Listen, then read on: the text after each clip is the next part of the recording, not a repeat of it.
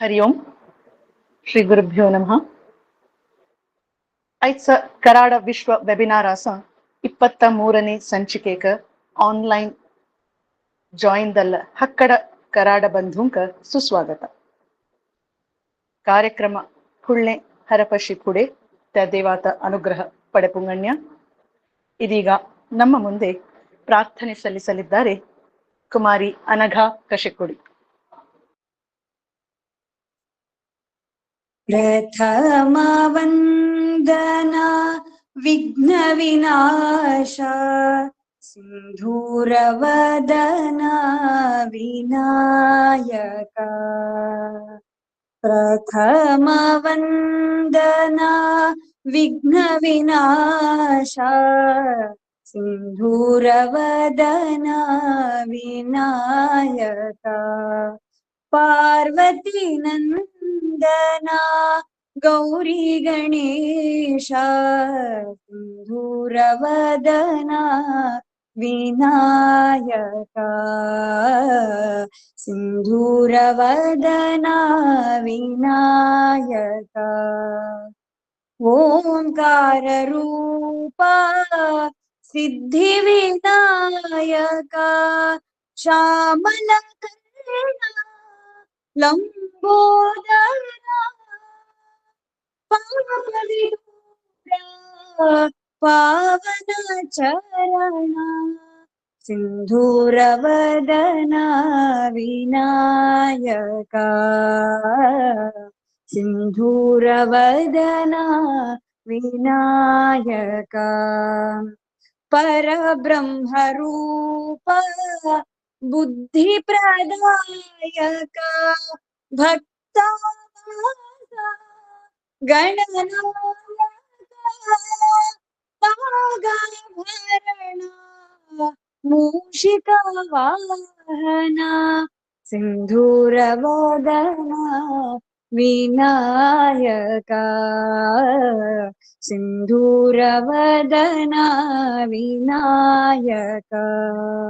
ಪ್ರಥಮ ವಂದನಾ ವಿಘ್ನ ವಿನಾಶ ಸಿಂಧೂರ ವದನ ವಿನಾಯಕ. ಪಾರ್ವತಿ ನಂದನಾ ಗೌರಿ ಗಣೇಶ ಸಿಂಧೂರ ವದನ ವಿನಾಯಕ. ಸಿಂಧೂರ ವದನ ವಿನಾಯಕ. ಧನ್ಯವಾದ ಅನಘಾ. ಇನ್ನು ಇಂದಿನ ಪಂಚಾಂಗ. ಇಂದಿನ ದಿನ 12/4/2025 ಶನಿವಾರ, ಶ್ರೀ ವಿಶ್ವಾವಸು ನಾಮ ಸಂವತ್ಸರ, ಉತ್ತರಾಯಣ, ವಸಂತ ಋತು, ಚೈತ್ರ ಮಾಸ, ಶುಕ್ಲ ಪಕ್ಷ, ಪೂರ್ಣಿಮಾ ತಿಥಿ, ಸ್ಥಿರವಾರ, ಹಸ್ತ ನಕ್ಷತ್ರ. ನಮ್ಮ ಕರಾಡ ಸಮುದಾಯ ಒಂದು ಚಿಕ್ಕ ಚೊಕ್ಕ ಸಮಾಜ. ಮಹಾರಾಷ್ಟ್ರದಿಂದ ಕೇರಳದವರೆಗೆ ನಮ್ಮ ಬಂಧು ಮಿತ್ರರು ಹೆಚ್ಚಾಗಿ ನೆಲೆಸಿರುವರು.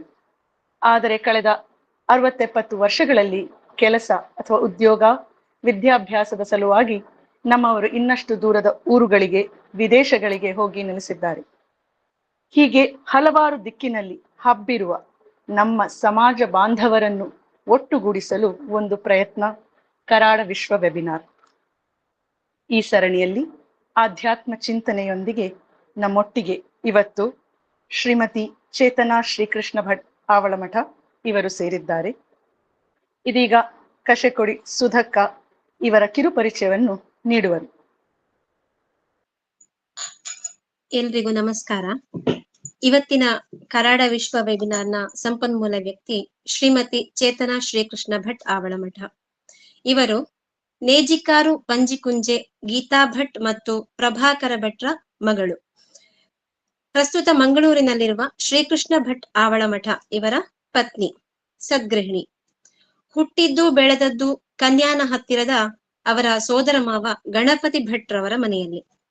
ಪ್ರಾಥಮಿಕ ವಿದ್ಯಾಭ್ಯಾಸ ಕೂಡ ಅದೇ ಊರಿನಲ್ಲಿ ಆಯಿತು. ಅನಂತರ ತಂದೆ ತಾಯಿ ಜೊತೆ ಮಂಜೇಶ್ವರದಲ್ಲಿರುವಾಗ ಹೈಸ್ಕೂಲ್ ವಿದ್ಯಾಭ್ಯಾಸ ಆಯಿತು. ಪದವಿ ಪೂರ್ವ ಮತ್ತು ಪದವಿ ವಿದ್ಯಾಭ್ಯಾಸವನ್ನು ಮಂಗಳೂರು ವಿಶ್ವವಿದ್ಯಾನಿಲಯದಿಂದ ಪಡೆದುಕೊಂಡಿರುತ್ತಾರೆ. ಬಾಲ್ಯದಿಂದಲೇ ಅಧ್ಯಾತ್ಮ ಕ್ಷೇತ್ರದಲ್ಲಿ ಆಸಕ್ತಿ ಬೆಳೆಸಿಕೊಂಡವರು. ಸ್ವಾಧ್ಯಾಯದಿಂದಲೇ ವಾಲ್ಮೀಕಿ ರಾಮಾಯಣ, ಮಹಾಭಾರತ, ಭಾಗವತ, ಭಗವದ್ಗೀತೆಯನ್ನು ಅಭ್ಯಸಿಸಿ ನಂತರ ಅನೇಕ ಕಡೆಗಳಲ್ಲಿ ಇವುಗಳ ಬಗ್ಗೆ ಉಪನ್ಯಾಸಗಳನ್ನು ನೀಡಿದ ಅನುಭವಿ. ಅಭಿಮತ ಟಿವಿಯಲ್ಲಿ ಇವರ ಸಂಪೂರ್ಣ ರಾಮಾಯಣ ಚಿಂತನೆ ಉಪನ್ಯಾಸ ಮಾಲಿಕೆ ಪ್ರಸಾರವಾಗಿದೆ. ಸುಜ್ಞಾನ ಸಿಂಧು ಎಂಬ ಯೂಟ್ಯೂಬ್ ವಾಹಿನಿಯಲ್ಲಿ ಇವರ ಅಧ್ಯಾತ್ಮ ಚಿಂತನೆಗಳು ಮೂಡಿಬರುತ್ತಿವೆ. ಆಸಕ್ತರಿಗೆ ವೀಕ್ಷಿಸಲು ಲಭ್ಯ ಇದೆ. 60ಕ್ಕೂ ಹೆಚ್ಚು ಆಸಕ್ತರಿಗೆ ಭಗವದ್ಗೀತಾ ತರಗತಿಗಳನ್ನು, 80ಕ್ಕೂ ಹೆಚ್ಚು ಅಧಿಕ ಆಸಕ್ತರಿಗೆ ರಾಮಾಯಣ ತರಗತಿ ಜೊತೆಯಲ್ಲಿ ಬಾಲ ಸಂಸ್ಕಾರ ತರಗತಿಗಳನ್ನು ನಡೆಸುತ್ತಾ ಇದ್ದಾರೆ. ಒಟ್ಟಿನಲ್ಲಿ ನಮ್ಮವರಲ್ಲಿ ಇರಲೇಬೇಕಾದಂತಹ ಒಳ್ಳೆಯ ಸಚ್ಚಿಂತನೆಗಳನ್ನು ರಾಮಾಯಣ, ಮಹಾಭಾರತ, ಗೀತೆ, ಭಾಗವತ ಮುಂತಾದಂತಹ ಪುರಾಣ ಪ್ರವಚನದ ಮೂಲಕ ಕೊಡುವಲ್ಲಿ ತಮ್ಮ ಅಮೂಲ್ಯ ಸಮಯವನ್ನು ಸದ್ವಿನಿಯೋಗ ಮಾಡುತ್ತಿರುವುದು ನಿಜಕ್ಕೂ ಪ್ರಶಂಸನೀಯ. ಇದು ಈಗ ನಾನು ಹೇಳಿರುವಂತದ್ದು ಇವರ ಕಿರು ಪರಿಚಯ. ಎಲ್ಲರಿಗೂ ವಂದನೆಗಳು. ಧನ್ಯವಾದ ಸುಧಾಕ. ಇನ್ನು ನಮ್ಮ ಮುಂದೆ ಇವತ್ತಿನ ಮುಖ್ಯ ಅತಿಥಿ ಚೇತನಕ್ಕ ಆವಳಮಠ ಶ್ರೀರಾಮಾಯಣ ಸಂದೇಶದೊಂದಿಗೆ. ಚೇತನಕ್ಕ. ಹರಿ ಓಂ ಅಕ್ಕ. ಹರಿ ಓಂ ಅಕ್ಕ, ಕೇಳಿಸ್ತಾ ಇದೆಯಲ್ಲ? ಕೇಳಿಸ್ತಾ ಇದೆ. ನೀವು ವಿಡಿಯೋ ಆನ್ ಮಾಡಬಹುದು ಚೇತನಕ್ಕ. ವಿಡಿಯೋ ಆನ್ ಮಾಡಬಹುದು. ಸರಿ. ರಾಮಾಯ ರಾಮಭದ್ರಾಯ ರಾಮಚಂದ್ರಾಯ ವೇಧಸೆ ರಘುನಾಥಾಯ ನಾಥಾಯ ಸೀತಾಯ ಪತಯೇ ನಮಃ. ಯತ್ರ ಯತ್ರ ರಘುನಾಥ ಕೀರ್ತನಂ ತತ್ರ ತತ್ರ ಕೃತಮಸ್ತಕಾಂಜಲಿಂ ಬಾಷ್ಪವಾರಿ ಪರಿಪೂರ್ಣಲೋಚನಂ ಮಾರುತಿಂ ನಮತ ರಾಕ್ಷಸಾಂತಕಂ. ಕೂಜಂತಂ ರಾಮ ರಾಮೇತಿ ಮಧುರಂ ಮಧುರಾಕ್ಷರಂ ಆರುಹ್ಯ ಕವಿತಾ ಶಾಖಾಂ ವಂದೇ ವಾಲ್ಮೀಕಿ ಕೋಕಿಲಂ. ಶ್ರೀರಾಮಚಂದ್ರ ಸ್ವಾಮಿಗೆ ಪೊಡಮಡುತ್ತಾ ಆಂಜನೇಯನ ಅನುಗ್ರಹವನ್ನು ಪ್ರಾರ್ಥಿಸಿಕೊಳ್ತಾ ಬೇಡಿಕೊಳ್ತಾ ಇಲ್ಲಿ ಸೇರಿದಂತಹ ಎಲ್ಲರಿಗೂ ಕೂಡ ನಮಿಸುತ್ತಾ ಶ್ರೀರಾಮಾಯಣ ಸಂದೇಶ ಅಂತ ಹೇಳುವಂತಹ ಆ ಒಂದು ವಿಚಾರದ ಬಗ್ಗೆ ಇವತ್ತು ಸ್ವಲ್ಪ ಮಟ್ಟಿಗೆ ಚಿಂತನೆಯನ್ನು ಮಾಡುವಂತಹ ಪ್ರಯತ್ನವನ್ನು ಮಾಡ್ತಾ ಇದ್ದೇನೆ. ವಿಶೇಷವಾಗಿ ಇವತ್ತು ಹನುಮ ಜಯಂತಿ. ಹನುಮ ಜಯಂತಿಯ ಈ ದಿವಸ ಹನುಮನ ಆರಾಧ್ಯನಾದಂತಹ ಶ್ರೀರಾಮಚಂದ್ರನ ಬಗ್ಗೆ ಕಿಂಚಿತ್ತು ಎಷ್ಟು ನಾನು ರಾಮಾಯಣದ ಪುಸ್ತಕದ ಮುಂದೆ ಕೂತಾಗ ಭಗವಂತ ನನಗೆ ನನ್ನ ಮನಸ್ಸಲ್ಲಿ ಮೂಡಿಸಿದ್ದಾನೋ ಅಷ್ಟನ್ನು ನಿಮ್ಮ ಮುಂದೆ ಇಡುವಂತಹ ಪ್ರಾಮಾಣಿಕ ಪ್ರಯತ್ನವನ್ನು ನಾನು ಮಾಡ್ತಾ ಇದ್ದೇನೆ. ಸಂಸ್ಕೃತವನ್ನು ಬಲ್ಲವಳಲ್ಲ, ವಿಶೇಷವಾದಂತಹ ಯಾವುದೇ ತಿಳುವಳಿಕೆ ಇಲ್ಲದೆ ಸ್ವಾಧ್ಯಾಯವನ್ನು ಈಗಷ್ಟೇ ಅಕ್ಕ ಹೇಳಿದ ಹಾಗೆ ಕಿಂಚಿತ್ತಷ್ಟೇ ನನಗೆ ಗೊತ್ತಿರುವಂತದ್ದು ಅಷ್ಟನ್ನು ಮುಂದಿಡುವಂತಹ ಪ್ರಾಮಾಣಿಕ ಪ್ರಯತ್ನವನ್ನು ಮಾಡುವಂತದ್ದು ನಾನು. ಇದೊಂದು ನನ್ನ ಭಾಗ್ಯ ಅಂತ ಅನ್ಕೊಳ್ತೇನೆ.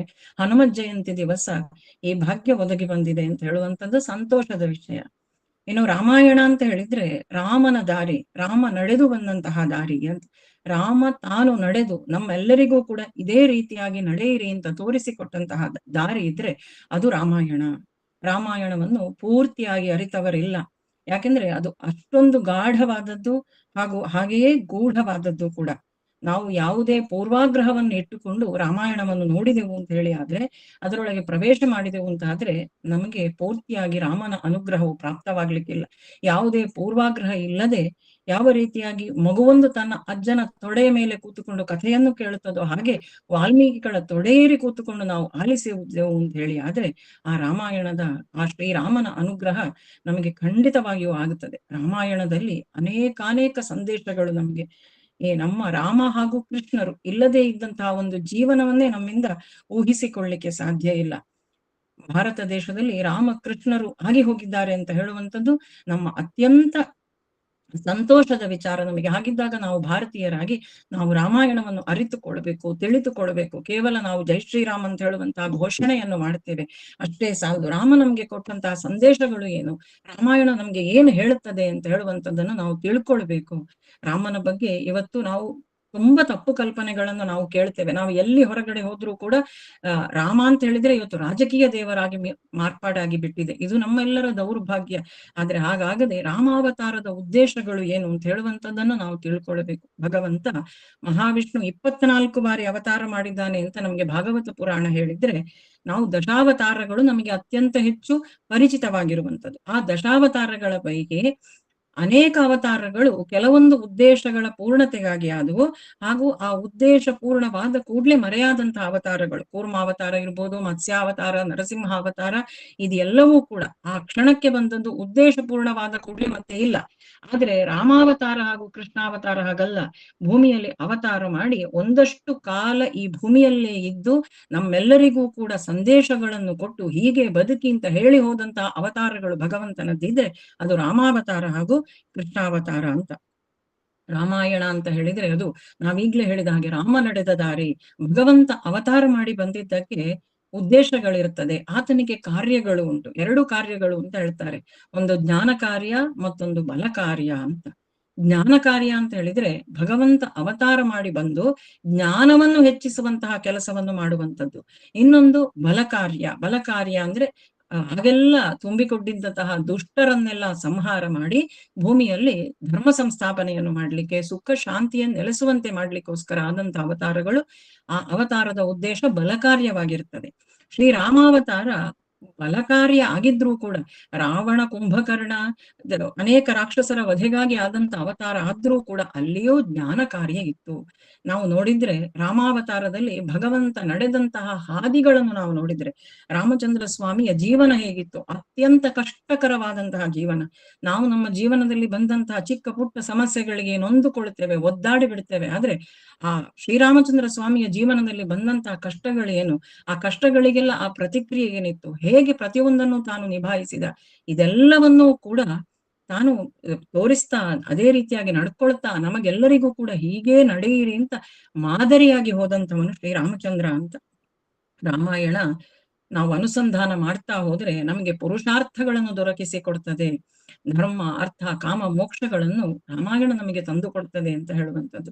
ಧರ್ಮಮೂರ್ತಿಯ ಕಥೆ ಇದು ರಾಮಾಯಣ. ನಾವು ರಾಮಾಯಣದೊಳಕ್ಕೆ ಪ್ರವೇಶ ಮಾಡುವಾಗ ನಮಗೆ ಗೊತ್ತಾಗ್ತದೆ, ಎಲ್ಲಿಯೂ ಧರ್ಮ ಬಿಟ್ಟು ನಡೆದವನಲ್ಲ ಭಗವಂತ, ಮಾನವ ರೂಪಿಯಾಗಿ ಬಂದಿದ್ದಾನೆ. ಮಾನವ ರೂಪಿಯಾಗಿ ಬರುವಂತಹ ಅವಶ್ಯಕತೆ ಇತ್ತು ರಾವಣನಿಗಿದ್ದಂತಹ ವರ ಒಂದು. ಆದ್ರೆ ರಾವಣನಿಗಿದ್ದಂತಹ ವರಕ್ಕೆ, ರಾವಣ ನಿಗ್ರಹಕ್ಕಾಗಿ ಭಗವಂತ ಇಲ್ಲಿ ಅಷ್ಟೆಲ್ಲ ಕಷ್ಟಗಳನ್ನು ಸಹಿಸುವಂತ ಅನಿವಾರ್ಯತೆ ಏನಿತ್ತು, ಮಾನವ ರೂಪಿಯಾಗಿ ಬಂದು ಮನುಷ್ಯರು ಧರ್ಮ ಬಿಡದೆ ನಡೆದ್ರು ಅಂತ ಹೇಳಿ. ಆದ್ರೆ ಈ ರೀತಿಯಾದಂತಹ ಜೀವನ ಮನುಷ್ಯ ಮಾತ್ರನಿಂದ ಸಾಧ್ಯ ಅಂತ ತೋರಿಸಿಕೊಡುವುದು ಕೂಡ ಭಗವಂತನ ಉದ್ದೇಶವಾಗಿತ್ತು ಅಂತ ಹೇಳುವಂಥದ್ದನ್ನು ನಾವು ಮರೆಯಬಾರದು. ಧರ್ಮಮೂರ್ತಿಯ ಕತೆ, ರಾಮೋ ವಿಗ್ರಹವಾನ್ ಧರ್ಮ ಅಂತ ನಮ್ಗೆ ಗೊತ್ತು, ಕೇಳಿದ್ದೇವೆ ನಾವು. ಹಾಗಾಗಿ ಧರ್ಮ ಬಿಡದ ಧರ್ಮಮೂರ್ತಿಯ ಕಥೆ ಆದದ್ರಿಂದ ರಾಮಾಯಣದ ಅನುಸಂಧಾನ ನಮಗೆ ಗೊತ್ತಿಲ್ಲದೆ ನಮ್ಮಲ್ಲಿ ಧರ್ಮವನ್ನು ಜಾಗೃತಗೊಳಿಸ್ತದೆ. ಅರ್ಥ, ಪ್ರತಿಯೊಬ್ಬರೂ ನಾವು ಇವತ್ತು ಅರ್ಥದ ಹಿಂದೆ ಹತ್ತಿದ್ದೇವೆ. ಅರ್ಥ ಅಂತ ಹೇಳುವಂಥದ್ದು, ಸಂಪತ್ತು ಅಂತ ಹೇಳುವಂಥದ್ದು ನಮಗೆಲ್ಲರಿಗೂ ಬೇಕು. ರಾಮಾಯಣ ಆ ಅರ್ಥವನ್ನೂ ನಮಗೆ ತಂದು ಕೊಡ್ತದೆ. ಅಲ್ಲದೆ ಕಾಮನೆಗಳು ಅಂತ ಹೇಳುವಂಥದ್ದು ಪ್ರತಿಯೊಬ್ಬರಿಗೂ ಇರುವಂಥದ್ದೇ. ಸುಖ, ಇನ್ನೊಂದು ರೀತಿಯಲ್ಲಿ ಹೇಳುವುದಾದ್ರೆ ಪ್ರತಿಯೊಂದು ಅಕ್ಷರಗಳಲ್ಲಿ, ಪುಟಗಳಲ್ಲಿ ರಾಮಾಯಣದಲ್ಲಿ ಸುಖದ ಅನುಭವ ನಮಗೆ ಆಗ್ತದೆ. ಓದಿ ನೋಡಬೇಕು, ಅನುಸಂಧಾನ ಮಾಡಿ ನೋಡಬೇಕು, ಪೂರ್ವಾಗ್ರಹ ಇಲ್ಲದೆ ಮನಸ್ಸನ್ನಲ್ಲಿಟ್ಟು ನೋಡಿದೆವು ಅಂತ ಹೇಳಿ. ಆದ್ರೆ ಪುಟಗಳಲ್ಲಿ ವಾಲ್ಮೀಕಿಗಳು ತಂದಿಟ್ಟಂತಹ ಭಾವನೆಗಳಂತದ್ದು, ಆ ಸುಖದ ಮಾಧುರ್ಯ, ಆ ಸವಿ ಅಂತದ್ದು ರಾಮಾಯಣದಲ್ಲಿ. ಅದಕ್ಕೆ ರಾಮಾಯಣ ಕಾವ್ಯ ಕೂಡ ಹೌದು ನೋಡಿ. ಕಾವ್ಯ ವಾಲ್ಮೀಕಿಗಳು ಆ ರೀತಿಯಾಗಿ ತುಂಬಿಸಿಟ್ಟಿದ್ದಾರೆ ರಾಮನ ವೈಭವವನ್ನು ರಾಮಾಯಣದಲ್ಲಿ, ರಾಮ ಕೊಡುವಂತಹ ಸಂದೇಶವನ್ನು ರಾಮಾಯಣದಲ್ಲಿ. ಹಾಗಾಗಿ ರಾಮಾಯಣ ಕಾಮನೆಯನ್ನು ನಮಗೆ ದೊರಕಿಸಿಕೊಡುತ್ತೆ. ಸುಖ ಓದುವುದರಿಂದ ಸಿಗ್ತದೆ, ಅಲ್ಲದೆ ಇನ್ನು ಅನೇಕ ಸುಖಗಳನ್ನು ನಾವು ಬಯಸ್ತೇವೆ. ಸುಖಗಳನ್ನು ಬಯಸುವುದು ಮಾತ್ರ ನಮ್ಮ ಕೈಯಲ್ಲಿರುವಂಥದ್ದು, ಆದ್ರೆ ದೊರಕಿಸಿಕೊಡುವಂಥದ್ದು ಭಗವಂತ. ಈ ನಾವು ಯಾವ ಕಲ್ಪನೆಯನ್ನು ಮಾಡ್ತೇವೆ, ಯಾವ ಕಾಮನೆಯನ್ನು ಇರಿಸಿಕೊಳ್ತೇವೆ, ಅದೆಲ್ಲವನ್ನೂ ಕೂಡ ರಾಮಾಯಣ ದೊರಕಿಸಿಕೊಡುತ್ತದೆ. ಇದು ಅನುಭವಿಗಳ ಮಾತು. ಧರ್ಮ, ಅರ್ಥ, ಕಾಮ ಮತ್ತು ಮೋಕ್ಷವನ್ನು ರಾಮಾಯಣದ ನಿತ್ಯ ಅನುಸಂಧಾನ ನಾವು ಮಾಡಿದೆವು ಅಂತ ಅಂದ್ರೆ ಮೋಕ್ಷಕ್ಕೆ ಪ್ರಾಪ್ತವಾಗ್ತೇವೆ ನಾವು ಅಂತ ಹೇಳುವಂಥದ್ದು ರಾಮಾಯಣದ ಫಲಶ್ರುತಿಯಲ್ಲಿ ನಮಗೆ ಕೊಡ್ತಾರೆ. ರಾಮನ ನಿರ್ಯಾಣ ಕಾಲವನ್ನು ನಾವು ನೋಡಿದ್ರೆ ತನ್ನನ್ನು ನಂಬಿದಂತಹ ಎಲ್ಲರನ್ನೂ ಕೂಡ ಕರೆದುಕೊಂಡು, ಒಂದು ಚಿಕ್ಕ ಇರುವೆಯನ್ನು ಬಿಡದೆ ಜೊತೆಯಲ್ಲಿ ಕರೆದುಕೊಂಡು ಹೋದವನು ಭಗವಂತ. ಹಾಗಾಗಿ ರಾಮಾಯಣ ಮೋಕ್ಷವನ್ನು ಕೊಡುತ್ತದೆ. ಧರ್ಮ, ಅರ್ಥ, ಕಾಮ, ಮೋಕ್ಷ, ಈ 4 ಪುರುಷಾರ್ಥಗಳನ್ನು ಕೂಡ ರಾಮಾಯಣ ನಮಗೆ ತಂದು ಕೊಡುತ್ತದೆ ಅಂತ ಹೇಳುವಂಥದ್ರಲ್ಲಿ ಎರಡು ಮಾತಿಲ್ಲ. ಇನ್ನು ರಾಮಾಯಣವನ್ನು ನಾವು ಅನುಸಂಧಾನ ಮಾಡ್ತಾ ಹೋದ ಹಾಗೆ ರಾಮ ನಾಮಕ್ಕಿರುವಂತಹ ಬೆಲೆ ಎಂತದ್ದು. ಕಲಿಯುಗದಲ್ಲಿ ರಾಮನಾಮ ಮತ್ತು ಕೃಷ್ಣ ಕಥೆ, ಇದು ಎರಡಕ್ಕೆ ಪ್ರಾಧಾನ್ಯತೆಯನ್ನು ಹೇಳ್ತಾರೆ. ರಾಮ ರಾಮ ರಾಮ ರಾಮ ಅಂತ ಹೇಳ್ತಾನೆ ರತ್ನಾಕರ ಅಂತ ಹೇಳಿದ್ದಂತಹ ಆ ಒಬ್ಬ ಬೇಡ ಅಂತ, ಅದರ ಹಿಂದೆ ಬೇಕಾದಷ್ಟು ಕಥೆ ಉಂಟು. ಆತ ಯಾವ ರೀತಿ ಬೇಡ ಆದ, ಪ್ರಾರಂಭದಲ್ಲಿ ಏನಿದ್ದ, ಅದೆಲ್ಲವೂ ಕೂಡ. ಇಂತಹ ರತ್ನಾಕರ ಅಂತ ಹೇಳುವಂತ ಆ ಬೇಡ ತಾನು ಹುತ್ತಾವಸ್ಥೆಗೆ ಬಂದ, ರಾಮನಾಮವನ್ನು ಜಪಿಸ್ತಾ ಜಪಿಸ್ತಾ ಜಪಿಸ್ತಾ ಆ ಹುತ್ತಾವಸ್ಥೆಯಿಂದ ಎದ್ದಾಗ ವಾಲ್ಮೀಕದಿಂದ ಎದ್ದು ವಾಲ್ಮೀಕಿ ಅಂತ ಅನ್ನಿಸಿಕೊಂಡಂತ ಅವನು ಏನೂ ಗೊತ್ತಿಲ್ಲ, ರಾಮ ಅಂತ ಹೇಳಲಿಕ್ಕೂ ಬಾರದಷ್ಟು ಅನಾಗರಿಕನಾಗಿದ್ದ. ಅವನು ವಾಲ್ಮೀಕಿಯಾಗಿ ತಾನು ರಾಮಾಯಣವನ್ನು ರಚನೆ ಮಾಡಬೇಕು ಅಂತ ಹೇಳಿ, ಆದ್ರೆ ಆ ರಾಮಾಯಣದ ಶಕ್ತಿ ಎಷ್ಟುಂಟು, ಆ ರಾಮನಾಮದ ಮಹಿಮೆ ಏನು ಅಂತ ಹೇಳುವಂಥದ್ದನ್ನು ನಾವು ರಾಮಾಯಣ ಕರ್ತೃವಿನ ಜೀವನ ಚರಿತ್ರೆಯಿಂದಲೇ ನಾವು ತಿಳ್ಕೊಳ್ಬಹುದು. ರಾಮಾಯಣ ಇದನ್ನೆಲ್ಲವನ್ನೂ ಕೂಡ ನಮಗೆ ತಿಳಿಸಿಕೊಡುತ್ತದೆ ಅಂತ. ವಾಲ್ಮೀಕಿಗಳು ನಾರದರ ಅನುಗ್ರಹದಿಂದ ತಾವು ರಾಮಾಯಣವನ್ನು ರಚನೆ ಮಾಡ್ತಾರೆ. ಪ್ರಾರಂಭದ ಶ್ಲೋಕ ನಾವು ರಾಮಾಯಣವನ್ನು ನೋಡಿದ್ರೆ, ವಾಲ್ಮೀಕಿ ಮಹರ್ಷಿಗಳು ತಮ್ಮ ಬಳಿಗೆ ಬಂದಂತಹ ನಾರದರಲ್ಲಿ ತಾವು ಪ್ರಶ್ನೆಯನ್ನು ಮಾಡುತ್ತಾರೆ. ಅಲ್ಲಿಯೇ ರಾಮನ ಗುಣಗಳು ಯಾವುದಿತ್ತು ಅಂತ ಹೇಳುವಂಥದ್ದು ಪ್ರಥಮ ಅಧ್ಯಾಯದ ಪ್ರಥಮ ಸರ್ಗದಲ್ಲಿ ಬಾಲಕಾಂಡದಲ್ಲಿಯೇ ನಾವು ಕಾಣ್ತೇವೆ. ಮೊದಲ ಶ್ಲೋಕವೇ ಉಂಟು, ತಪಸ್ವಾಧ್ಯಾಯ ನಿರತಂ ತಪಸ್ವಿ ವಾಗ್ವಿದಾಂಬರಂ ನಾರದಂ ಪರಿಪಪ್ರಚ್ಛ ವಾಲ್ಮೀಕಿರ್ ಮುನಿಪುಂಗವಂ. ವಾಲ್ಮೀಕಿಗಳಿಗೆ ಗೊತ್ತಿಲ್ಲ ಅಂತಲ್ಲ, ರಾಮ ಯಾರು ಅಂತ ಹೇಳುವಂಥದ್ದು ಗೊತ್ತುಂಟು, ರಾಮನ ಗುಣಗಳು ಏನು ಅಂತಲೂ ಗೊತ್ತುಂಟು. ಆದ್ರೆ ಗುರುಮುಖೇನ ಕೇಳಿಕೊಳ್ಳುವ ಅಂತ ಹೇಳುವಂತಹ ಉದ್ದೇಶಕ್ಕೆ ಬಳಿಗೆ ಬಂದಂತಹ ನಾರದರ ಬಳಿಯಲ್ಲಿ ವಾಲ್ಮೀಕಿಗಳು ಕೇಳ್ತಾರೆ, ಕೋನಸ್ವಿನ್ ಸಾಂಪ್ರತಂ ಲೋಕೆ ಗುಣವಾನ್ ಕಶ್ಚ ವೀರ್ಯವಾನ್ ಧರ್ಮಜ್ಞಶ್ಚ ಕೃತಜ್ಞಶ್ಚ ಸತ್ಯವಾಕ್ಯೋ ದೃಢವ್ರತಃ ಚಾರಿತ್ರೇಣ ಚ ಕೋಯುಕ್ತಃ ಸರ್ವಭೂತೇಷು ಕೋಹಿತಃ ವಿದ್ವಾನ್ ಖ ಸಮರ್ಥಶ್ಚ ಕಶ್ಚೈಕ ಪ್ರಿಯದರ್ಶನ. ಅನೇಕ ಗುಣಗಳನ್ನು ಪಟ್ಟಿ ಮಾಡಿ ಕೇಳ್ತಾರೆ. ಯಾರು ಕೇಳುವುದು? ವಾಲ್ಮೀಕಿ ಮಹರ್ಷಿಗಳು ನಾರದರ ಬಳಿಯಲ್ಲಿ ಕೇಳುವಂಥದ್ದು. ಹಿಂದೆ ಯಾರು ಆಗಿ ಹೋದ ಅಂತ ಕೇಳಲಿಲ್ಲ, ಮುಂದೆ ಯಾರು ಬರ್ತಾರೆ ಈ ಗುಣಗಳಿರುವಂಥವನು ಅಂತ ಕೇಳಲಿಲ್ಲ, ಪ್ರಸ್ತುತ ಈಗ ಯಾರಿದ್ದಾನೆ ಅಂತ ಕೇಳ್ತಾ ಇದ್ದಾರೆ. ಏನು ಕೇಳ್ತಾ ಇದ್ದಾರೆ? ಇದೇ ಲೋಕದಲ್ಲಿ ಇದೇ ಕಾಲದಲ್ಲಿ ಸಮಕಾಲೀನ ಆದರ್ಶ ಗುಣಪೂರ್ಣ ಪುರುಷನು ಯಾರು, ಸತ್ಯವಾಕ್ಯವನ್ನು ಮಾತಾಡಬೇಕು ಅಂಥವನು ಯಾರು, ದೃಢವ್ರತನಾಗಿರುವಂಥವನು ಯಾರು, ಶೀಲವಂತನಾಗಿರುವಂಥವನು ಯಾರು, ಎಲ್ಲರಲ್ಲಿಯೂ ಕೂಡ ದಯೆಯನ್ನು ಉಳ್ಳವನು ಯಾರು, ಪ್ರಿಯನೂ ಆದವನು ಯಾರು, ಇಂದ್ರಿಯ ನಿಗ್ರಹ ಉಳ್ಳವನು, ಕ್ರೋಧ ನಿಗ್ರಹ ಉಳ್ಳವನು ಯಾರು, ಹೀಗೆಲ್ಲಾ ಗುಣಗಳು ಇದ್ದು ಕೂಡ ಒಂದೊಮ್ಮೆ ಕೋಪ ಬಂತು ಅಂತ ಹೇಳಿ ಆದ್ರೆ ಇಡೀ ಭೂಮಿಯೇ ಅಲ್ಲೋಲ ಕಲ್ಲೋಲವಾಗ್ಬೇಕು. ಅಂತಹ ಗುಣಗಳಿದ್ದಂತಹ ವ್ಯಕ್ತಿ ಯಾರು? ಹೀಗೆಲ್ಲ ಪ್ರಶ್ನೆಯನ್ನು ಮಾಡ್ತಾರೆ. ಇಲ್ಲಿಯೇ ನಮಗೆ ಗೊತ್ತಾಗ್ತದೆ, ಅಲ್ಲದೆ ಪ್ರಥಮವಾಗಿ ಮಾತಾಡುವವನು ಪೂರ್ವ ಭಾಷೆಯ, ಯಾರು ಎದುರಿನವರು ಮಾತಾಡ್ಲಿ ಮತ್ತೆ ನಾನು ಮಾತಾಡ್ತೇನೆ ಅಂತ ರಾಮ ಕಾಯ್ತಾ ಇರ್ಲಿಲ್ಲ ಅಂತೆ, ತಾನೇ ಮೊದಲು ಹೋಗಿ ಮಾತಾಡ್ತಿದ್ದಂತೆ. ಇಂಥವನು ರಾಮಚಂದ್ರ. ಯಾರಿದ್ದಾರೆ ಈ ಗುಣಗಳೆಲ್ಲ ಇದ್ದವನು ಅಂತ ವಾಲ್ಮೀಕಿ ನಾರದರ ಬಳಿಯಲ್ಲಿ ಪ್ರಶ್ನೆಯನ್ನು ಮಾಡ್ತಾರೆ. ಆವಾಗ ಒಬ್ಬನಿದ್ದಾನೆ, ಸೂರ್ಯವಂಶದಲ್ಲಿ ಇಕ್ಷ್ವಾಕು ಕುಲದಲ್ಲಿ ರಾಮಚಂದ್ರನೊಬ್ಬನಿದ್ದಾನೆ ಅಂತ ಹೇಳುವಂತಹ ಉತ್ತರ ವಾಲ್ಮೀಕಿಗಳಿಂದ. ಅಲ್ಲಿಂದ ಮುಂದೆ ರಾಮಾಯಣದ ಕಥೆ ಪ್ರಾರಂಭವಾಗ್ತಾ ಹೋಗ್ತದೆ. ಪೂರ್ತಿ ರಾಮಾಯಣವನ್ನು ವಾಲ್ಮೀಕಿಗಳ ಕಣ್ಣ ಮುಂದೆ ತಂದಿಡಲಾಗ್ತದೆ. ವಾಲ್ಮೀಕಿಗಳು ಬ್ರಹ್ಮದೇವರ ಅನುಗ್ರಹದಿಂದ ಸಂಪೂರ್ಣ ರಾಮಾಯಣವನ್ನು ತಮ್ಮ ಆಂತರ್ಯದಲ್ಲಿ ಕಾಣ್ತಾ ಹೋಗ್ತಾರೆ. ನಾರದರು ಬಂದು ಹೇಳಿ ಹೋದ್ರು, ಮತ್ತೆ ಸರಸ್ವತಿಯ ಅನುಗ್ರಹ, ಮತ್ತೆ ಬ್ರಹ್ಮದೇವರು, ಇದೆಲ್ಲ ರಾಮಾಯಣದ ಸಮಗ್ರ ಚಿಂತನೆಯನ್ನು ಮಾಡುವುದಾದ್ರೆ ಮಾತ್ರ ಹೇಳಲಿಕ್ಕೆ ಸಾಧ್ಯ. ಇಲ್ಲಿ ಕಿಂಚಿತ್ತು ಕಿಂಚಿತ್ತು ಹೇಳುವಂತಹ ಪ್ರಯತ್ನ, ನಾವು ಆದರ್ಶಗಳ ಕಡೆಗೆ, ಸಂದೇಶಗಳ ಕಡೆಗೆ ಗಮನ ಕೊಡಬೇಕು. ಈ ರೀತಿಯಾಗಿ ರಾಮನ ಪ್ರತಿಯೊಂದು ಗುಣಗಳನ್ನು, ರಾಮಾಯಣವನ್ನು, ಆದರ್ಶಗಳನ್ನು ವಾಲ್ಮೀಕಿ ಮಹರ್ಷಿಗಳು ಸಂಪೂರ್ಣ ರಾಮಾಯಣವನ್ನು ಬ್ರಹ್ಮದೇವರ ಅನುಗ್ರಹದಿಂದ ಆಂತರ್ಯದಲ್ಲಿ ಕಂಡು ರಚನೆಯನ್ನು ಮಾಡಿ ರಾಮನ ಮಕ್ಕಳಾದಂತಹ ಲವಕುಶರಿಗೆ ಅದನ್ನು ಹೇಳಿ, ಲವಕುಶರು ಬಂದು ರಾಮ ಸಾನ್ನಿಧ್ಯದಲ್ಲಿ ಬಂದು ಹೇಳುವಂಥದ್ದೇ ರಾಮಾಯಣ ಅಂತ. ಯಾವ ರೀತಿಯಾಗಿ ರಾಮ ಜನನವಾಯಿತು, ಮೊನ್ನೆಯಷ್ಟೇ ನಾವು ರಾಮನವಮಿಯನ್ನು ಮುಗಿಸಿಕೊಂಡಿದ್ದೇವೆ.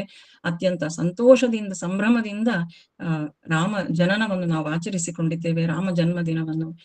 ದಶರಥನ ಆ ಒಂದು ಭಾಗ್ಯವೋ ಏನೋ ಅಂತ ಹೇಳುವಂತ ಹಾಗೆ ಆ ದಶರಥನ ಅಯೋಧ್ಯೆಯಲ್ಲಿ ರಾಮ ಅವತಾರ ಮಾಡಿ ಬಂದಿದ್ದಾನೆ. ಈ ಅವತಾರ ಅಂತ ಹೇಳುವಂಥದ್ದು ಕೇವಲ ದಶರಥನಿಗೋಸ್ಕರ ಮಾತ್ರ ಆದದ್ದಲ್ಲ. ರಾಮಾವತಾರ ದಶರಥ ಮಾಡಿದಂತಹ ಪುತ್ರ ಕಾಮೇಷ್ಟಿ ಯಾಗ, ನಾವೆಲ್ಲ ಯಾವುದಾದ್ರೂ ಒಂದು ಕರ್ಮವನ್ನು ಮಾಡಿದ್ರೆ, ಯಾವುದಾದ್ರೂ ಹೋಮವೋ ಹವನವೋ ಪೂಜೆಯೋ ಮಾಡಿದ್ರೆ ನಮ್ಮ ಅಭೀಷ್ಟಗಳು ಯಾವುದಾದ್ರೂ ನೆರವೇರಬೇಕು ಅಂತ ನಾವು ಮಾಡ್ತೇವೆ. ಆದ್ರೆ ದಶರಥನಿಗೆ ಅವನ ಸ್ವಾರ್ಥಕ್ಕೋಸ್ಕರ ಅವನಿಗೆ ಪುತ್ರ ಸಂತಾನವಾಗಬೇಕು ಅಂತ ಅವನು ಮಾಡಿದ್ರು ಕೂಡ ಇದರ ಹಿಂದೆ ದೇವತೆಗಳದ್ದು ಒಂದು ಅಭೀಷ್ಟ ನೆರವೇರುವುದಿತ್ತು. ಇವನ ಯಾಗದಿಂದ ದೇವತೆಗಳಿಗೂ ಅನುಕೂಲವಾಗುವಂತದ್ದಿತ್ತು. ಯಾಕಂದ್ರೆ ರಾವಣ ಸಂಹಾರಕ್ಕಾಗಿ ಭಗವಂತ ಅವತಾರ ಮಾಡಿ ಬರಬೇಕಾಗಿತ್ತು. ಹೀಗೆ ದಶರಥನ ಆ ಪುತ್ರ ಕಾಮೇಷ್ಟಿ ಯಾಗದಿಂದ ಭಗವಂತ ತಾನು ವಾಸುದೇವ, ಸಂಕರ್ಷಣ, ಪ್ರದ್ಯುಮ್ನ, ಅನಿರುದ್ಧ ಅಂತ ಹೇಳುವಂತಹ ತನ್ನ 4 ಸ್ವರೂಪದಲ್ಲಿ ರಾಮ, ಲಕ್ಷ್ಮಣ, ಭರತ, ಶತ್ರುಘ್ನರಾಗಿ ಅಯೋಧ್ಯೆಯಲ್ಲಿ ತಾನು ಅವತಾರ ಮಾಡಿ ಬರ್ತಾನೆ. ಆ ಅವತಾರದ ಆ ಕಾಲಘಟ್ಟಗಳು, ಅಲ್ಲಿ ನಡೆದಂತಹ ಸನ್ನಿವೇಶಗಳು, ಆ ಪಾಯಸ ಹಂಚಿಕೆ ಕ್ರಮ, ಇದೆಲ್ಲ ರಾಮಾಯಣವನ್ನು ಓದಿ ಆ ಸ್ವಾದವನ್ನು ನಾವು ಅನುಭವಿಸಬೇಕು. ಈ ರೀತಿ ರಾಮಾವತಾರ ಆಗುವಂಥದ್ದು. ಆ ನಂತರ ರಾಮನ ಬಾಲಲೀಲೆಗಳ ಬಗ್ಗೆ ನಮಗೆ ರಾಮಾಯಣ ವಿಶೇಷವಾಗಿ ವಿವರಿಸುವುದಿಲ್ಲ. ರಾಮನ ಬಾಲಲೀಲೆಗಳಿಲ್ಲ. ಒಂದಷ್ಟು ಕಾಲ ಕಳೀತಾ ಇದ್ದ ಹಾಗೇನೆ ವಿಶ್ವಾಮಿತ್ರರು ಬರ್ತಾರೆ. ಆ ಘಟನೆಯನ್ನು ನಾವು ಸ್ವಲ್ಪ ಗಮನಿಸಬೇಕು. ಅಲ್ಲಿ ನಮಗೊಂದಷ್ಟು ಸಂದೇಶ ಉಂಟು. ವಿಶ್ವಾಮಿತ್ರರು ಬಂದು ಹೇಳುವುದೇ, ನಾನು ಗಾಧಿನ ಸುತಃ, ಗಾಧಿಯ ಮಗ ಬಂದಿದ್ದೇನೆ ನಾನು ಅಂತ. ಕ್ಷತ್ರಿಯ ಪ್ರಜ್ಞೆ ತನ್ನೊಳಗೆ ಉಂಟು ಅಂತ ಹೇಳುವಂಥದ್ದನ್ನು ತೋರಿಸಿಕೊಡ್ತಾರೆ. ಏನು, ನಾನು ಸಿದ್ಧಾಶ್ರಮದಲ್ಲಿ ಯಾಗ ಮಾಡ್ತಾ ಇದ್ದೇನೆ, ಸುಬಾಹು ಮಾರೀಚರು ನನಗೆ ತೊಂದರೆ ಕೊಡ್ತಾ ಇದ್ದಾರೆ, ರಾಮನನ್ನು ಕಳುಹಿಸಿಕೊಡು ಅಂತ ದಶರಥನ ಹತ್ರ. ಅಷ್ಟೊಂದು ಯಾಗ ಮಾಡಿ, ಯಜ್ಞ ಮಾಡಿ, ಪೂಜೆ ಮಾಡಿ, ಪ್ರಾರ್ಥನೆ ಮಾಡಿ ಪಡ್ಕೊಂಡಂತಹ ಮಗ, ಅದು ಶ್ರೀರಾಮಚಂದ್ರ, ದಶರಥನ ಕಣ್ಮಣಿ, ಸಮಸ್ತ ಅಯೋಧ್ಯಾವಾಸಿಗಳ ಹೃದಯದ ಮಣಿ ರಾಮಚಂದ್ರ. ಅದು ಹೇಗೆ ಕಳಿಸಿಕೊಡ್ತಾನೆ ದಶರಥ? ಕಳಿಸಿಕೊಡುವುದಿಲ್ಲ ಅಂತ ವಿಶ್ವಾಮಿತ್ರರ ಬಳಿಯಲ್ಲಿ. ಆವಾಗ ವಿಶ್ವಾಮಿತ್ರರಾಡುವಂತಹ ಮಾತು ಉಂಟು, ಈ ರಾಮ ಯಾರು? ನನಗೆ ಗೊತ್ತು, ನಿನ್ನ ಕುಲಗುರುಗಳಾದಂತಹ ವಸಿಷ್ಠರಿಗೆ ಗೊತ್ತು ಅಂತ. ವಸಿಷ್ಠರು ಇಕ್ಷ್ವಾಕು ವಂಶಕ್ಕೆ ಅನಾದಿ ಕಾಲದಿಂದ ಗುರುಗಳು, ಸೂರ್ಯ ವಂಶಕ್ಕೆ ಪ್ರಾರಂಭದಿಂದ. ಯಾಕೆ ವಸಿಷ್ಠರು ಗುರುಗಳಾಗಿ ಮುಂದುವರೆದಿದ್ದಾರೆ? ಮುಂದೆ ಇದೇ ವಂಶದಲ್ಲಿ ಭಗವಂತನ ಆವಿರ್ಭಾವವಾಗುವುದುಂಟು, ಹಾಗಾಗಿ ಆ ಜಗದ್ಗುರುವಿಗೆ ಗುರು ಆಗುವಂತಹ ಭಾಗ್ಯ ನನಗೆ ಲಭಿಸ್ತದೆ ಅಂತ ವಸಿಷ್ಠರು ಕಾಲದವರೆಗೆ ಆ ಕುಲಕ್ಕೆ ತಾವು ಕುಲಗುರುಗಳಾಗಿದ್ದಾರೆ. ಇವರಿಬ್ಬರಿಗೂ ಅರಿವಿತ್ತು, ಯಾರಿದು ಶ್ರೀರಾಮಚಂದ್ರ ಅಂತ. ಆದ್ರೆ ಭಗವಂತ ಮಾನವ ರೂಪದಲ್ಲಿ ಅವತಾರ ಮಾಡಿದವನು ಎಲ್ಲಿಯೂ ಕೂಡ ತಾನು ಶ್ರೀಮನ್ನಾರಾಯಣ ಅಂತ ಹೇಳುವಂಥದ್ದನ್ನು ಸೂಚಿಸುವ ಹಾಗೆ ಇಲ್ಲ. ಎಲ್ಲಾ ಋಷಿಮುನಿಗಳಿಗೆ ಗೊತ್ತಿದ್ರೂ ಕೂಡ ಅವರೂ ಹೇಳುವಂತಿಲ್ಲ. ಮುಂದೆ ರಾಮಾಯಣದುದ್ದಕ್ಕೂ ಸೂಚನೆ ಕೊಡಲಾಗ್ತದೆ ಋಷಿಮುನಿಗಳಿಗೆ, ಯಾರೆಲ್ಲೂ ಬಾಯಿ ಬಿಡುವುದಿಲ್ಲ. ಗೊತ್ತಾದ್ರೂ ಕೂಡ ಇವನು ಭಗವಂತ ಅಂತ ಹೇಳುವಂಥದ್ದನ್ನು. ಸರಿ, ಹೋಗ್ಬೇಕು, ಕರ್ಕೊಂಡು ಹೋಗ್ಬೇಕು ಸಿದ್ಧಾಶ್ರಮಕ್ಕೆ ಅಂತ ಆದ್ರೆ ದಶರಥ ಒಪ್ಪುವುದಿಲ್ಲ. ಕೊನೆಗೆ ವಸಿಷ್ಠರು ಹೇಳ್ತಾರೆ, ಕಳುಹಿಸಿಕೊಡು, ಇದರಿಂದ ರಾಮನಿಗೆ ಒಳ್ಳೆಯದಾಗ್ತದೆ ಅಂತ. ಸರಿ, ದಶರಥ ಒಪ್ಪಿದ. ಆದ್ರೆ ರಾಮ ಒಂದು ಮಾತಾಡುವುದಿಲ್ಲ.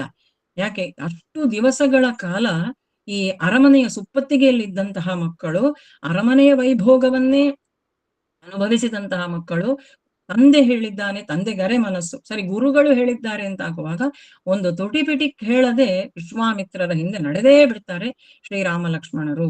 ರಾಮ ಹೋದಲ್ಲೆಲ್ಲ ಲಕ್ಷ್ಮಣ ಅಂತ, ಬಹಿರ್ಪ್ರಾಣ ಅಂತ ರಾಮ ಕರೆಯುವಂಥದ್ದು ಲಕ್ಷ್ಮಣನನ್ನು. ಆ ಭಾತೃ ಪ್ರೇಮ ಏನಿತ್ತಲ್ಲ, ಅದನ್ನು ರಾಮಾಯಣದಲ್ಲಿ ನಾವು ನೋಡಬೇಕು. ಲಕ್ಷ್ಮಣ ಜೊತೆಗೇ ಹೋಗ್ತಾನೆ ರಾಮನ ಜೊತೆಗೆ. ರಾಮ ಲಕ್ಷ್ಮಣರು ತುಟಿ ಬಿಟಿ ಕೇಳದೆ ವಿಶ್ವಾಮಿತ್ರರ ಹಿಂದೆ ಸಾಗುವಂಥದ್ದು ಆ ಸಿದ್ಧಾಶ್ರಮಕ್ಕೆ, ಸುಬಾಹು ಮಾರೀಚರ ವಧೆಗಾಗಿ ಹೋಗುವಂಥದ್ದು. ದಾರಿಯುದ್ದಕ್ಕೂ ವಿಶ್ವಾಮಿತ್ರರು ಅನೇಕ ವಿಚಾರಗಳನ್ನು ಶ್ರೀರಾಮಚಂದ್ರನಿಗೆ ಹೇಳ್ತಾರೆ. ಮಧ್ಯದಲ್ಲಿ ಎಲ್ಲೂ ಪ್ರಶ್ನೆ ಇಲ್ಲ. ವಿಶ್ವಾಮಿತ್ರರು ಹೇಳಬೇಕು, ಶ್ರೀರಾಮ ಲಕ್ಷ್ಮಣರು ಕೇಳಬೇಕು. ಕೊನೆಗೆ ಪ್ರಶ್ನೆ ರಾಮನದ್ದು. ಯಾವ ರೀತಿ ವಿದ್ಯಾಭ್ಯಾಸದ ಕ್ರಮ ಅಂತ ಹೇಳಿಯೂ ಕೂಡ ಅಲ್ಲಿ ರಾಮಾಯಣದಲ್ಲಿ ನಾವು ನೋಡ್ಬೋದು. ವ್ಯಾಖ್ಯಾನಕಾರರು ಬರೀತಾರೆ, ರಾಮ ವಿದ್ಯೆಯನ್ನು ಕಲಿಯುವಂತಹ ರೀತಿಯನ್ನು ಗಮನಿಸಿ ಇಲ್ಲಿ ಆ ಗುರುಗಳು ಹೇಗಿದ್ರು ಅಂತ. ವಿಶ್ವಾಮಿತ್ರರು ಇದರ ಮೊದಲೇ ಶಾಸ್ತ್ರಾಭ್ಯಾಸ ಎಲ್ಲ ವಸಿಷ್ಠರ ಮುಖಾಂತರ ಆಗಿದೆ. ಇಲ್ಲಿ ವಿಶ್ವಾಮಿತ್ರರು ಬಂದದ್ದಕ್ಕೂ ಕೂಡ ವಿಶೇಷವಾದಂತಹ ಕಾರಣ ಉಂಟು. ಭೂಮಿಯಲ್ಲಿ ಲಕ್ಷ್ಮೀನಾರಾಯಣರ ಅವತಾರ ಮಾಡಿದ್ದಾರೆ. ನಾರಾಯಣನ ಶ್ರೀರಾಮಚಂದ್ರನಾಗಿ ಅವತಾರ ಮಾಡಿದ್ರೆ ಸೀತಾಮಾತೆಯಾಗಿ ಲಕ್ಷ್ಮೀದೇವಿ ಇದ್ದಾಳೆ, ಜೊತೆಗೂಡಿಸಬೇಡ್ವಾ? ಆ ಮಧ್ಯವರ್ತಿ ಕೆಲಸವನ್ನು ಮಾಡ್ತಾ ಇರುವವರು ಈಗ ವಿಶ್ವಾಮಿತ್ರರು. ಅಲ್ಲದೆ ರಾಮ ಶಸ್ತ್ರಭೃತಾಮಹಂ ಅಂತ ನಾವು ಗೀತೆಯಲ್ಲಿ ಓದಿದ್ದೇವೆ. ಅನೇಕ ಶಸ್ತ್ರಗಳು ರಾಮನನ್ನು ಸೇರ್ಲಿಕ್ಕೋಸ್ಕರ ಕಾತರದಿಂದ ಕಾಯ್ತಾ ಉಂಟು. ಆ ಶಸ್ತ್ರಗಳೆಲ್ಲ ರಾಮನಿಗೆ ಒದಗಿಸಿ ಕೊಡ್ಬೇಕು. ಆ ಕೆಲಸವೂ ವಿಶ್ವಾಮಿತ್ರರದ್ದು.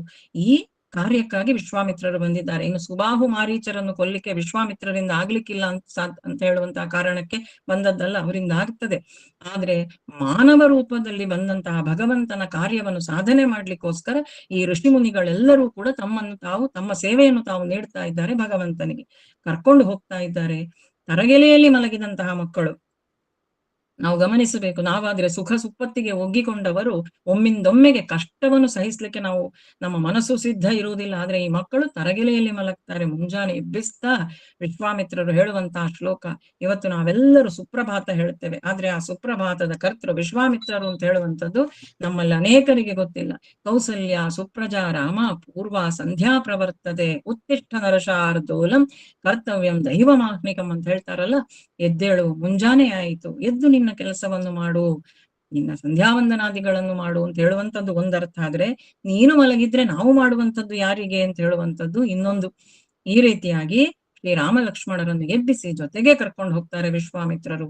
ದಾರಿಯುದ್ದಕ್ಕೂ ಧರ್ಮ ಬೋಧನೆ, ಗುರುಗಳು ಹೇಗಿರ್ಬೇಕು ಅಂತ ಹೇಳುವಂಥದ್ದು ಒಂದು ಸಂದೇಶ ಇಲ್ಲಿ ವಿಶ್ವಾಮಿತ್ರರು ಕೊಡ್ತಾರೆ. ದಾರಿಯುದ್ದಕ್ಕೂ ಎಲ್ಲಾ ಶ್ರೇಷ್ಠ ಋಷಿಗಳದ್ದಿರ್ಬೋದು, ಗಂಗಾ ಮಾತೆಯದ್ದಿರ್ಬೋದು, ತನ್ನ ಅಕ್ಕನಾದಂತಹ ಕೌಶಿಕಿ ನದಿಯ ವಿಚಾರವನ್ನು ಹೇಳ್ತಾರೆ. ಆದ್ರೆ ತನ್ನ ಬಗ್ಗೆ ತಾನು ಹೇಳುವುದೇ ಇಲ್ಲ. ಅದಕ್ಕೆ ಹೇಳ್ತಾರೆ ಇವತ್ತೆಲ್ಲ ಅಲ್ಲಿಗೆ ಗಲ್ಲಿಗಲ್ಲಿಗೆ ಗುರುಗಳು. ಎಲ್ಲರಿಗೂ ನಾನು ಗುರುಗಳು ಅಂತ ಹೇಳಿಕೊಳ್ಳುವುದಕ್ಕೆ ಸಂತೋಷ. ಅದೇ ಒಂದು ಹೆಮ್ಮೆ. ಆದ್ರೆ ಗುರುಗಳು ಹೇಗಿರ್ಬೇಕು ಅಂತ ವಿಶ್ವಾಮಿತ್ರರನ್ನು ನೋಡಿ ರಾಮಾಯಣದಲ್ಲಿ ನಾವು ಕಲಿತುಕೊಳ್ಬೇಕು ಅಂತ. ಅಲ್ಲಿ ಒಂದು ವಚನಗಳು ನನಗೆ ಈ ಮಾತು ಬರುವಾಗ ನೆನಪಾಗ್ತದೆ. ಗುರುವೇ ನನಗೆ ನೀನು ನಿನ್ನನ್ನು ಅರಿಯಿಸಬೇಡ, ಗುರುವೇ ಎನಗೆ ನೀನು ನಿನ್ನನ್ನು ಅರಿಯಿಸಬೇಡ, ಗುರುವೇ ಎನಗೆ ನೀನು ನಿನ್ನನ್ನು ಅರಿಯಿಸಿದ್ರೆ ನಾನು ನಿನ್ನನ್ನು ಅರಿಯಲಾರೆ, ಗುರುವೇ ಎನಗೆ ನೀನು ನಿನ್ನನ್ನು ಅರಿಯಿಸಿದ್ರೆ ನಾನು ನನ್ನನ್ನೂ ಅರಿಯಲಾರೆ. ಗುರುವಾದವನು ಗುರು ಎಷ್ಟು ಶ್ರೇಷ್ಠ ಅಂತ ಹೇಳುವಂಥದ್ದನ್ನು ವಿದ್ಯಾರ್ಥಿಗೆ ತಿಳಿಸ್ತಾ ಹೋದ್ರೆ ಯಾವುದೂ ಅರ್ಥ ಆಗುವುದಿಲ್ಲ. ನೀನೆಷ್ಟು ಶ್ರೇಷ್ಠ ಅಂತ ಹೇಳುವಂಥದ್ದನ್ನು ನನಗೆ ತಿಳಿಸ್ತಾ ಹೋದ್ರೆ ನಿನ್ನನ್ನು ನಾನು ಅರಿಯಲಾರೆ. ಅದರ ಬದಲು ನೀನೇನು ಮಾಡ್ಬೇಕು? ಗುರುವೇ ನೀನು ಎನಗೆ ನನ್ನನ್ನು ಅರಿಯಿಸು, ಗುರುವೇ ನೀನ್ ನನಗೆ ನನ್ನನ್ನು ತಿಳಿಯಪಡಿಸು, ಅದರಿಂದ ನಾನು ನಿನ್ನನ್ನು ಅರಿವೆ ನನ್ನನ್ನೂ ಅರಿವೆ ಅಂತ. ಗುರುವಾದವನು ನೀನು ಏನು ಅಂತ ಹೇಳುವಂಥದ್ದನ್ನು ಶಿಷ್ಯನಿಗೆ ಅರಿವು ಮೂಡಿಸುವಂತಹ ಪ್ರಯತ್ನವನ್ನು ಮಾಡಬೇಕು. ಆವಾಗ ನಾನು ನನ್ನನ್ನು ಅರಿಯುತ್ತೇನೆ ನಿನ್ನನ್ನೂ ಅರಿಯುತ್ತೇನೆ ಅಂತ. ಈ ರೀತಿಯಾಗಿ ವಿಶ್ವಾಮಿತ್ರರು ಶ್ರೀರಾಮಚಂದ್ರನಿಗೆ ಬಲ ಅತಿಬಲ ಮಂತ್ರಗಳನ್ನೆಲ್ಲ ಉಪದೇಶ ಮಾಡ್ತಾ ಮಾಡ್ತಾ ಕರ್ಕೊಂಡು ಹೋಗ್ತಾರೆ. ಮೊಟ್ಟ ಮೊದಲನೆಯಾಗಿ ಬರುವವಳು ತಾಟಕಿ ಬಂದಾಗ ಇವಳು ಸ್ತ್ರೀ ಅಂತ ಹೇಳಿ ಶ್ರೀರಾಮಚಂದ್ರ ವಧಿಸುವುದಿಲ್ಲ ಅವಳನ್ನು. ಸ್ತ್ರೀಯ ಮೇಲೆ ನಾನು ಕೈ ಮಾಡುವುದಿಲ್ಲ ಅಂತ. ರಾಮಾವತಾರ ಇರ್ಬೋದು, ಕೃಷ್ಣಾವತಾರ ಇರಬಹುದು, ಅದು ವಿಶೇಷವಾಗಿ ಸ್ತ್ರೀಯರಿಗೆ ವಿಶೇಷ ಗೌರವವನ್ನು ಕೊಟ್ಟಂತಹ ಪಾತ್ರ. ದಶರಥನಿಗೆ ಈ 3 ಜನ ಪತ್ನಿಯರು ಮಾತ್ರ ಅಲ್ಲದೆ 350 ಜನ ಅಂತಃಪುರದ ಸ್ತ್ರೀಯರು ಕೂಡ ಇದ್ರಂತೆ. ಆದ್ರೆ ಅಷ್ಟೂ ಜನರನ್ನೂ ಕೂಡ ರಾಮ ತನ್ನ ತಾಯಿ ಕೌಸಲ್ಯಂತೆಯೇ ಪ್ರೀತಿಸಿದ್ದ ಅಂತ ಶ್ರೀಕೃಷ್ಣನ ಕಥೆಯಂತೂ ನಮಗೆ ಗೊತ್ತೇ ಉಂಟು. ಈ ಅವತಾರಗಳು ಸ್ತ್ರೀ ಮನಸ್ಸಿಗೆ ಅತ್ಯಂತ ಹೆಚ್ಚು ಬೆಲೆಯನ್ನು ಕೊಟ್ಟಂತಹ ಪಾತ್ರ, ಅರಿತುಕೊಂಡಂತಹ ಅವತಾರ ಭಗವಂತನದು ರಾಮಾವತಾರ ಹಾಗೂ ಕೃಷ್ಣಾವತಾರ. ತಾಟಕಿಯ ವಧೆಗೆ ಒಪ್ಪುವುದಿಲ್ಲ. ಕೊನೆಗೆ ವಿಶ್ವಾಮಿತ್ರರು ಸೂಚಿಸ್ತಾರೆ, ಇನ್ನ ಮೇಲೆ ಒಂದು ಸಿಂಹ ಎರಗಿ ಬಂದ್ರೆ ಅದು ಸ್ತ್ರೀ ಅಂತ ನೋಡ್ತೀಯೋ ಅಂತ. ಕೊನೆಗೆ ತಾನು ಬಾಣ ಬಿಟ್ಟು ಆಕೆಯನ್ನು ವಧಿಸ್ತಾನೆ. ಮುಂದೆ ಸುಬಾಹು ಮಾರೀಚ ಬ್ರಾಹ್ಮಣ ವೇಷದಲ್ಲಿ ಬಂದಿದ್ದಾನೆ. ಬ್ರಾಹ್ಮಣ ವೇಷ, ಆ ವೇಷಕ್ಕೂ ಕೂಡ ಬೆಲೆ ಕೊಟ್ಟು ಋಷಿ ವೇಷದಲ್ಲಿದ್ದಾನೆ ಅಂತ ಎಸೆದು ಬಿಡ್ತಾನೆ ಸಮುದ್ರದಿಂದ ಆಚೆಗೆ, ಹೊರತು ರಾಮ ಮಾರೀಚನನ್ನು ವಧಿಸುವುದಿಲ್ಲ. ಮುಂದೆ ಅದೇ ಕಂಟಕವಾಗುವಂಥದ್ದು, ಸುಬಾಹುವನ್ನು ಕೊಲ್ತಾನೆ. ಹೀಗೆ ಹೋದಂತಹ ರಾಮ ಲಕ್ಷ್ಮಣರು ಹೋಗಿ ಮುಟ್ಟುವಂಥದ್ದು ಅಹಲ್ಯೆಯ ಬಳಿಯಲ್ಲಿ. ನೋಡಿ ರಾಮ ಯಾಕೆ ಶ್ರೇಷ್ಠನಾದ ಅಂತ. ಸೀತಾಮಾತೆಯನ್ನು ತಾನು ವರಿಸಿದಕ್ಕಾಗಿ ಭಗವಂತ ಶ್ರೇಷ್ಠನಾದ ಅಂತ ಅರ್ಥ ಅಲ್ಲ. ಅಹಲ್ಯೆ, ಆಕೆಯನ್ನು ಕುಟಿಲೆ ಅಂತ ಕರಿತಾ ಇದ್ರು, ಆಕೆಯನ್ನು ಜರಿತಾ ಇದ್ರು, ಆಕೆ ಕೆಟ್ಟವಳು ಅಂತ ದೂಷಿಸ್ತಾ ಇದ್ದಂತಹ ಕಾಲ. ಆದ್ರೆ ಶ್ರೀರಾಮಚಂದ್ರ ಸ್ವಾಮಿ ಆಕೆಯನ್ನು ಸಾಧ್ವಿ ಅಂತ ಕರಿತಾನೆ. ಯಾಕೆ? ಅಹಲ್ಯೆಯ ಕಥೆಯನ್ನು ನಾವು ರಾಮಾಯಣದಲ್ಲಿ ತಿಳ್ಕೊಳ್ಬೇಕು. ಆಗ ಯಾಕೆ ರಾಮ ಅಹಲ್ಯೆಗೆ ಆ ರೀತಿಯಾದಂತಹ ಸನ್ಮಾನವನ್ನು ಕೊಟ್ಟ, ಯಾಕೆ ಆ ರೀತಿ ಗೌರವವನ್ನು ಕೊಟ್ಟ ಅಂತ ನಮ್ಗೆ ಗೊತ್ತಾಗ್ತದೆ. ಅಹಲ್ಯೆ ದೇವ ಕಾರ್ಯಕ್ಕಾಗಿ ತನ್ನನ್ನು ತಾನು ಇಂದ್ರನಿಗೆ ಸಮರ್ಪಿಸಿಕೊಂಡವಳು. ಗೌತಮರ ತಪಸ್ಸು ಆ ಮಟ್ಟಕ್ಕೆ ಏರಿತ್ತಂತೆ. ಯಾರಲ್ಲೇ ಆದ್ರೂ, ಯಾವುದೇ ಆದ್ರೂ ಲೆಕ್ಕಕ್ಕಿಂತ ಹೆಚ್ಚಾಯಿತು ಅಂತ ಹೇಳಿ, ಆದ್ರೆ ಯೋಗ್ಯತೆಗಿಂತ ಹೆಚ್ಚಾಯಿತು ಅಂತ ಅಂದ್ರೆ ದೇವತೆಗಳು ಅದನ್ನು ತಗ್ಗಿಸುವಂತಹ ಕೆಲಸವನ್ನು ಮಾಡ್ತಾರೆ. ಯುಧಿಷ್ಠಿರನಿಗೆ ಆದದ್ದು ಅಷ್ಟೇ. ಅವನ ಧರ್ಮ ಪ್ರಜ್ಞೆ ಅಂತ ಹೇಳುವಂಥದ್ದು ಅವನ ಲೆಕ್ಕಕ್ಕಿಂತ ತುಂಬಾ, ಅವನ ಯೋಗ್ಯತೆಗಿಂತ ತುಂಬಾ ಹೆಚ್ಚಾಯಿತು. ನರರೂಪದಲ್ಲಿ ಬಂದವರು ಇವರೆಲ್ಲ. ಅದಕ್ಕಾಗಿ ಅವನಿಗೆ ದ್ಯೂತದಲ್ಲಿ ಕೂತ್ಕೊಳ್ಳುವಂತಹ ಮನಸ್ಸು ಬಂತು, ಪುಣ್ಯ ಕ್ಷೀಣಿಸಿತು. ಇಲ್ಲಿಯೂ ಅದೇ ಆದದ್ದು. ಗೌತಮರ ತಪಸ್ಸು ಅವರಿಗೆ ಎಷ್ಟು ಯೋಗ್ಯತೆ ಇತ್ತು ಅದಕ್ಕಿಂತ ತುಂಬಾ ಹೆಚ್ಚಾಗಿದೆ. ಅದನ್ನು ತಗ್ಗಿಸಬೇಕಾಗಿದೆ ಈಗ. ಅದಕ್ಕಾಗಿ ಇವರ ಮುಂದೆ ಯಾವುದೇ ಅಪ್ಸರೆಯನ್ನೆಲ್ಲ ಕಳಿಸಿದ್ರೆ ವಿಶ್ವಾಮಿತ್ರರ ಹಾಗೆ ಅವರು ಬಗ್ಗುವವರಲ್ಲ. ಅದಕ್ಕಾಗಿ ಸಿಟ್ಟು ಬರಬೇಕು. ಕಾಮಯೇಷ ಕ್ರೋಧಯೇಷ ರಜೋಗುಣ ಸಮುದ್ಭವ ಅಂತ ಭಗವಂತನ ಮಾತು ಗೀತೆಯಲ್ಲಿ. ಕಾಮ ಮತ್ತು ಕ್ರೋಧ ಇದೆರಡು ನಮ್ಮನ್ನು ಅಧಪತನಕ್ಕೆ ತಳ್ಳುತ್ತದೆ ಅಂತ. ಕಾಮನೆಗಳು ಇವರಿಗಿಲ್ಲ, ಕ್ರೋಧ ಭರಿಸಬೇಕು ಅಂತ ಹೇಳುವಂತಹ ಕಾರಣಕ್ಕೆ ಇಂದ್ರ ಬಂದಿದ್ದಾನೆ. ದೇವತೆಗಳ ಉದ್ದೇಶ, ಆ ದೇವತೆಗಳ ಆ ಕಾರ್ಯ ಸಫಲವಾಗ್ಬೇಕು ಅಂತ ಅಹಲ್ಯೆ ತನ್ನನ್ನು ತಾನು ಕೊಟ್ಟುಕೊಂಡಿದ್ದಾಳೆ. ಬಂದವನು ಇಂದ್ರ ಅಂತ ಹೇಳುವಂಥದ್ದು ಅಹಲ್ಯೆಗೆ ಗೊತ್ತಿತ್ತು. ಅದಕ್ಕಾಗಿ ಅಹಲ್ಯೆ ತನ್ನನ್ನು ತಾನು ಅರ್ಪಿಸಿಕೊಂಡ್ಲು. ಭಗವಂತನಿಗೆ ಇದು ಗೊತ್ತಿಲ್ವಾ? ಆಕೆಯನ್ನು ಸಾಧ್ವಿ ಅಂತ ಕರೆದ. ಮತ್ತೆ ಅಲ್ಲಿ ಅದೃಶ್ಯಳಾಗಿದ್ಲು ಅಂತ ರಾಮಾಯಣ ಹೇಳುತ್ತದೆ. ವಾಲ್ಮೀಕಿ ರಾಮಾಯಣ, ನಾನು ಮುಖ್ಯವಾಗಿ ಮಾತಾಡುವಂಥದ್ದು ವಾಲ್ಮೀಕಿ ರಾಮಾಯಣ. ರಾಮಾಯಣಗಳು ಅನೇಕ ಬಂದಿದ್ದಾವೆ. ತಿಣುಕಿದನು ಫಳಿರಾಯ ರಾಮಾಯಣದ ಕವಿಗಳ ಭಾರದಲ್ಲಿ ಅಂತ ಕುಮಾರವ್ಯಾಸ. ರಾಮಾಯಣದ ಕವಿಗಳ ಭಾರದಲ್ಲಿಯೇ ಭೂಮಿಯನ್ನು ಹೊತ್ತುಕೊಂಡಿರುವಂತಹ ಆದಿಶೇಷ ಆತ ಅಲಗಾಡಿ ಹೋಗಿದ್ದಾನೆ ಅಂತ. ರಾಮಾಯಣದ ಭಾರ ಅಲ್ಲ, ರಾಮಾಯಣದ ಕವಿಗಳ ಭಾರದಲ್ಲಿ ಅಂತ. ಅಂತಹ ಸ್ಥಿತಿಯಲ್ಲಿ ಇರಬೇಕಾದ್ರೆ ಆಕೆಯನ್ನು ತಾನು ಅದೃಶ್ಯಳಾಗಿದ್ಲು ಅಂತ ರಾಮಾಯಣ ಹೇಳುವಂಥದ್ದು. ಆಕೆಯನ್ನು ತಾನು ಆ ಅದೃಶ್ಯ ಸ್ಥಿತಿಯಿಂದ ತಾನು ಪಾರು ಮಾಡ್ತಾನೆ. ಅಹಲ್ಯೆಯ ಉದ್ಧಾರವನ್ನು ಭಗವಂತ ಮಾಡ್ತಾನೆ. ಮುಂದೆ ಹೋಗುವಂಥದ್ದು ಸೀತಾ ಕಲ್ಯಾಣವಾಗ್ತದೆ. ವಿಶ್ವಾಮಿತ್ರರ ಆ ಸಮ್ಮುಖದಲ್ಲಿ ರಾಮ ಸೀತೆಯರ ವಿವಾಹ ನಡೆಯುವಂಥದ್ದು. ಆವಾಗ ಹೋಗಿ ಧನುಸ್ಸನ್ನು ಎತ್ತುವಂಥದ್ದು ನಮಗೆ ಗೊತ್ತು. ಶಿವಧನುಸ್ಸನ್ನು ಅಲ್ಲಿ ಶ್ರೀರಾಮಚಂದ್ರ ತಾನು ಎತ್ತಿ ಹೆದೆ ಏರಿಸಿ ಶಿಂಜಿನಿಯನ್ನು ಕಟ್ಲಿಕ್ಕೆ ಹೋಗುವಾಗ ತುಂಡಾಗಿ ಬಿಡುತ್ತದೆ. ನೀನು ಸೀತೆಯನ್ನು ಪಡ್ಕೊಂಡಿದ್ದಿ ಅಂತ ಜನಕ ಮಹಾರಾಜ ಹೇಳಿದ್ರೆ ಇಲ್ಲಿ ರಾಮಚಂದ್ರ ಹೇಳುವಂತಹ ಮಾತು, ನನಗೆ ಗೊತ್ತಿಲ್ಲ, ನಾನು ಶಿವಧನಸ್ಸಿನ ವೀಕ್ಷಣೆಗೆ ಅಂತ ಬಂದಿದ್ದೆ, ಶಿವಧನಸ್ಸನ್ನು ಮುರಿದು ಸೀತೆಯನ್ನು ಪಡ್ಕೊಳ್ಬೇಕು ಅಂತ ಹೇಳುವಂತಹ ಉದ್ದೇಶ ನನ್ನದಾಗಿರ್ಲಿಲ್ಲ. ವಿವಾಹ ಅಂತ ಹೇಳ್ತಾ ಇದ್ದೀರಿ, ಅಯೋಧ್ಯೆಗೆ ಹೇಳಿ ಕಳಿಸಿ. ವಿವಾಹ ಅಂತ ಹೇಳುವಂಥದ್ದು ತಂದೆ ತಾಯಿಗಳ ಒಪ್ಪಿಗೆ ಇಲ್ಲದೆ ಆಗುವಂಥದ್ದಲ್ಲ. ತಂದೆ ತಾಯಿಗಳೇ ಮುಖ್ಯ ಈ ಕಾರ್ಯದಲ್ಲಿರುವಂಥದ್ದು. ದಶರಥ ಬಂದ ನಂತರ ಈ ಕಾರ್ಯದ ಬಗ್ಗೆ ಮಾತನಾಡುವ ಅಂತ ರಾಮಾಯಣದಲ್ಲಿ ಮತ್ತೆ ಸಂದೇಶ. ತಂದೆ ತಾಯಿಗಳಿಗೆ ಹೇಳಬೇಕು ಅಂತ ಮತ್ತೆ ದಶರಥ ಬರುವಂಥದ್ದು, ಸೀತಾರಾಮರ ಕಲ್ಯಾಣವಾಗುವಂಥದ್ದು, ಅಲ್ಲಿಂದ ಮರಳಿ ಅಯೋಧ್ಯೆಗೆ ಬರುವಂಥದ್ದು, ಸೀತೆಯನ್ನು ಜೊತೆಯಲ್ಲಿ ಪಡೆದುಕೊಂಡು ಮಧ್ಯದಲ್ಲಿ ಪರಶುರಾಮರ ಆಗಮನ. ಅದೆಲ್ಲ ನಮ್ಗೆ ಗೊತ್ತು. ಯಾವತ್ತೂ ಕೂಡ ಕೋಪವೇ ಮಾಡಿಕೊಳ್ಳದೆ ಇದ್ದಂತಹ ಒಂದು ಅವತಾರ ಅಂತ ಹೇಳಿದ್ರೆ ಅದು ರಾಮಾವತಾರ. ಒಂದೆರಡು ಕಡೆ ಕಾಣ್ತದೆ, ಅದು ಕೂಡ ಕ್ಷಣಿಕವಾದದ್ದು. ಸೀತಾ ವಿಯೋಗವಾದಾಗ, ಕೊನೆಗೆ ಸೀತೆ ಭೂಪ್ರವೇಶ ಮಾಡುವಾಗ, ಹೀಗೆ ಒಂದೆರಡು ಕಡೆಯಲ್ಲಿ ಮಾತ್ರ. ಅದು ಬಿಟ್ರೆ ಎಲ್ಲಾ ಕಡೆಯಲ್ಲಿ ತಾಳ್ಮೆ. ಗೀತೆಯಲ್ಲಿ ಏನು ಭಗವಂತ ದ್ವಾಪರ ಯುಗದಲ್ಲಿ ಉಪದೇಶ ಮಾಡಿದ್ದಾನೋ ಅಂತೆಯೇ ಹಿಂದೆ ನಡೆದು ತೋರಿಸಿದ್ದಾನೆ ಭಗವಂತ ರಾಮಾವತಾರದಲ್ಲಿ. ಎಂಥದ್ದೇ ಕಷ್ಟಗಳು ಬರ್ಲಿ, ಸುಖಗಳು ಬರ್ಲಿ, ಸಮಚಿತ್ತತ್ವ. ಅಯೋಧ್ಯೆಗೆ ಬರಲಾಗ್ತದೆ. ಅಯೋಧ್ಯೆಯಲ್ಲಿ 12 ವರ್ಷಗಳ ಕಾಲ ಸುಖವಾಗಿರ್ತಾರೆ ಸೀತಾರಾಮರು ಅಂತ ಹೇಳುವಂಥದ್ದು. 12 ವರ್ಷಗಳನ್ನು ಋತುಗಳಲ್ಲಿ ಬರೀತಾರೆ ವಾಲ್ಮೀಕಿಗಳು. ಯಾಕೆ ಋತುಗಳಲ್ಲಿ ಬರೆದ್ರೆ ಕಾಲ ಸ್ವಲ್ಪ ಜಾಸ್ತಿ ಅಂತ ಓದುಗರಿಗಾದ್ಲೂ ಅನ್ನಿಸ್ಲಿ ಅಂತ ವ್ಯಾಖ್ಯಾನಕಾರರು. ಅಷ್ಟೇ ಕಾಲ ಸಂತೋಷ ಅಂತ ಇದ್ದದ್ದು ರಾಮಾವತಾರದಲ್ಲಿ. ಹಾಗಾಗಿ ಶ್ರೀರಾಮಚಂದ್ರ ಸ್ವಾಮಿ 12 ಮಾಸಗಳು ಕೌಸಲ್ಯ ಗರ್ಭದಲ್ಲಿದ್ದಂತೆ. ನಾವೆಲ್ಲ 9 ತಿಂಗಳಾದ್ರೆ ರಾಮಚಂದ್ರ ಸ್ವಾಮಿ 12 ತಿಂಗಳು. ಯಾಕೆ? ಯಾವಾಗ ಗರ್ಭದಿಂದ ಹೊರಗೆ ಬಂದನೋ ಮತ್ತೆ ಕಷ್ಟವೇ. ಮುಂದೆ ನಾವು ನೋಡ್ಬೇಕು ರಾಮಾಯಣದಲ್ಲಿ ಎಲ್ಲಿಯೂ ಸುಖ ಅಂತ ಹೇಳುವಂಥದ್ದು ಕಾಣ್ಲಿಲ್ಲ. ತನಗಾಗಿ ತಾನು ಬದುಕಿದವನೇ ಅಲ್ಲ ರಾಮಚಂದ್ರ ಸ್ವಾಮಿ. ಪೂರ್ತಿ ಸಮಾಜಕ್ಕೋಸ್ಕರ, ತನ್ನವರಿಗೋಸ್ಕರವೇ, ತನ್ನ ಹಿತದ ತನ್ನ ಸುಖದ ಆಲೋಚನೆಯೇ ಇಲ್ಲ. 12 ವರ್ಷಗಳು ಸುಖವಾಗಿ ಕಳೀತಾ ಇರಬೇಕಾದ್ರೆ ಇದ್ದಕ್ಕಿದ್ದ ಹಾಗೆ ಕೈಗೇಯಿಗೆ ಬಂತಲ್ಲ ದುರ್ಬುದ್ಧಿ. ನಮಗೆಲ್ಲ ಗೊತ್ತಿದ್ದದ್ದೇ. ಇನ್ನೇನು ನಾಳೆ ಪಟ್ಟಾಭಿಷೇಕ ಅಂತ ಸಕಲ ಸಿದ್ಧತೆಗಳು ನಡೀತಾ ಉಂಟು. ನಿನಗೆ ಪಟ್ಟಾಭಿಷೇಕ ಮಾಡ್ತೇನಪ್ಪ ಅಂತ ದಶರಥ ಹೇಳಿದ್ರೆ ಸಂತೋಷದಿಂದ ಒಪ್ಪಿಕೊಳ್ಳುತ್ತಾನೆ. ಪಟ್ಟಾಭಿಷೇಕದ ಎಲ್ಲಾ ಸಿದ್ಧತೆಗಳಲ್ಲಿ ತಾನು ಪಾಲ್ಗೊಳ್ತಾನೆ ಸೀತೆಯ ಜೊತೆಗೆ. ಕೈಕೇಯಿಗೆ ಬಂತು ದುರ್ಬುದ್ಧಿ, ಭರತನಿಗೆ ಪಟ್ಟಾಭಿಷೇಕ ಮಾಡಿ ಅಂತ ಹೇಳಿದ್ರೆ ರಾಮಚಂದ್ರನನ್ನು ಕರೆಯಿಸಲಾಗುತ್ತದೆ. ದಶರಥ ಎಲ್ಲೂ ಹೇಳುವುದಿಲ್ಲ, ರಾಮ ನೀನು ಕಾಡಿಗೆ ಹೋಗು ಅಂತ ದಶರಥ ಹೇಳುವುದೇ ಇಲ್ಲ. ಸಕಲ ಆಭರಣಗಳಿಂದ ತಾನು ಶೋಭಿತನಾಗಿ ಶ್ರೀರಾಮಚಂದ್ರ ರಥವನ್ನೇರಿ ಬರುವಂತದ್ದು.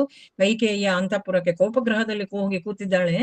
ಬಂದಂತಹ ರಾಮಚಂದ್ರನಿಗೆ ಗೊತ್ತಾಗ್ತದೆ, ತಾಯಿಯೇ ಹೇಳುವಂತದ್ದು, ತಂದೆ ಮಾತು ಕೊಟ್ಟಿದ್ದಾರೆ ನನಗೆ, ಭರತನಿಗೆ ಪಟ್ಟಾಭಿಷೇಕ ಆಗಬೇಕು, ನೀನು ಕಾಡಿಗೆ ಹೋಗಬೇಕು ಅಂತ. ಅಲ್ಲಿ ಏನೆಲ್ಲ ಪಟ್ಟಾಭಿಷೇಕದ ಸಿದ್ಧತೆಗಳನ್ನು ಮಾಡಿದ್ರು ನೋಡಿ, ಯಾವುದರ ಕಡೆಗೂ ಕಡೆಗಣ್ಣ ನೋಟವೂ ಹರಿಸದೆ ಇಷ್ಟೇ ಚಿಕ್ಕ ವಿಷಯಕ್ಕಾಗಿ ಯಾಕಮ್ಮ ಇಷ್ಟು ದುಃಖಿಸ್ತೀ ಅಂತ ತಂದೆಗೆ ಹೇಳಿ, ತಂದೆ ಕೆಳಗೆ ಬಿದ್ದಿದ್ದಾನೆ, ಆತನನ್ನು ಎಬ್ಬಿಸಿ ಮತ್ತೆ ತಾನು ಮಂಚದ ಮೇಲೆ ಹಾಸಿಗೆಯಲ್ಲಿ ಮಲಗಿಸಿ, ತಾನೇನು ಭೋಗ ಭಾಗ್ಯಗಳ ಸಹಿತ ಬಂದಿದ್ದಲ್ಲ, ಒಂದಿ ಮಾಘದರಿದ್ರು, ರಥ ಇತ್ತು, ಪ್ರತಿಯೊಂದು ಎಲ್ಲವನ್ನು ಅಲ್ಲೇ ಬಿಟ್ಟು ಬರಿಗಾಲಲ್ಲಿ ಯಾವುದರ ಕಡೆಗೂ ತಿರುಗಿ ನೋಡದೆ ಮರಳಿ ತಾಯಿಯ ಅಂತಃಪುರಕ್ಕೆ ಬರುವವನು ಶ್ರೀರಾಮಚಂದ್ರ. ನಾಳೆ ಪಟ್ಟಾಭಿಷೇಕ ಅಂತ ಇತ್ತು. ನಾಳೆ ಬೆಳಿಗ್ಗೆ ಆದ ತಕ್ಷಣ ನೀನು ಕಾಡಿಗೆ ಹೋಗು ಅಂತ ಹೇಳಿದ್ರೆ ನಮ್ಮಂತವರ ಪರಿಸ್ಥಿತಿ ಹೇಗಿರ್ತಿತ್ತು. ಆದ್ರೆ ರಾಮಚಂದ್ರ ಇಲ್ಲವೇ ಇಲ್ಲ. ಪಟ್ಟಾಭಿಷೇಕವ, ಅದಕ್ಕೂ ಸರಿ. ಕಾಡಿಗೆ ಹೋಗು ಅಂತ ಹೇಳ್ತೀಯ, ಅದಕ್ಕೂ ಸರಿ ಅಂತ ಕೈಕೇಯಿಗೆ ಒಂದು ಕಡೆಗಣ್ಣ ನೋಟವೂ ಅವಳ ಮೇಲೆ ಹಾಕದೆ, ಒಂದೇ ಒಂದು ಸಿಟ್ಟಿದ ಮಾತನ್ನೂ ಆಡದೆ ನಾನು ಎದ್ದು ಹೊರ ಬರ್ತಾನೆ ತಾಯಿಯ ಬಳಿಗೆ. ಕೌಸಲ್ಯ ಕೂಡ ಅಂತಂದೆ, ಮೊದಲು ರೋಧಿಸ್ತಾಳೆ, ಆದ್ರೆ ಆಮೇಲೆ ನಿನಗೆ ಶುಭವಾಗ್ಲಿ ಮಗು ಅಂತ ಕಳುಹಿಸಿ ಕೊಡ್ತಾಳೆ. ಮುಂದೆ ಸೀತಾಮಾತೆ. ಸರಿ, ರಾಮ ಹೋದ, ಸೀತೆ ಯಾಕೆ ಹೋಗಬೇಕಿತ್ತು, ನಾವ್ ಯಾಕೆ ಹೋಗಬೇಕು, ನೀವೇನು ಮಾಡಿದ್ರಿ, ಇಂಥ ಯಾವುದೇ ಒಂದು ಮಾತಿಲ್ಲ.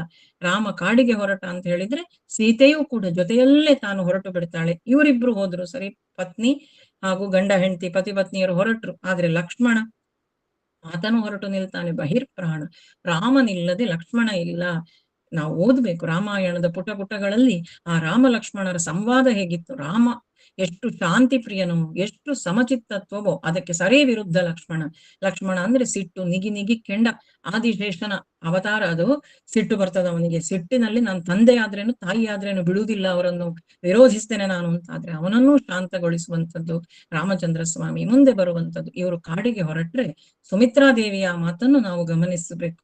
ತಾಯಿ ಕೌಸಲ್ಯೆ ಹರಸಿ ಕಳುಹಿಸಿದ್ದಾಳೆ, ಸುಮಿತ್ರೆ ಕಳಿಸ್ತಾಳೆ ತನ್ನ ಮಗನನ್ನು ಲಕ್ಷ್ಮಣನನ್ನು ಜೊತೆಯಲ್ಲಿ ಕಳಿಸೋದು ರಾಮನಿಗೆ. ಆಗ ಹೇಳುವಂಥದ್ದು, ಸೀತೆ ಒಂದು ಮಾತು ಹೇಳ್ತಾಳೆ ಅಲ್ಲಿ, ರಾಮಂ ದಶರಥಂ ವಿದ್ಧಿ ಮಾಂ ವಿದ್ಧಿ ಜನಕಾತ್ಮಜಂ ಅಯೋಧ್ಯ ಮಠವೀಂ ವಿದ್ಧಿ ಗಚ್ಚ ಸಾತ ಯಥಾ ಸುಖಂ ಅಂತ.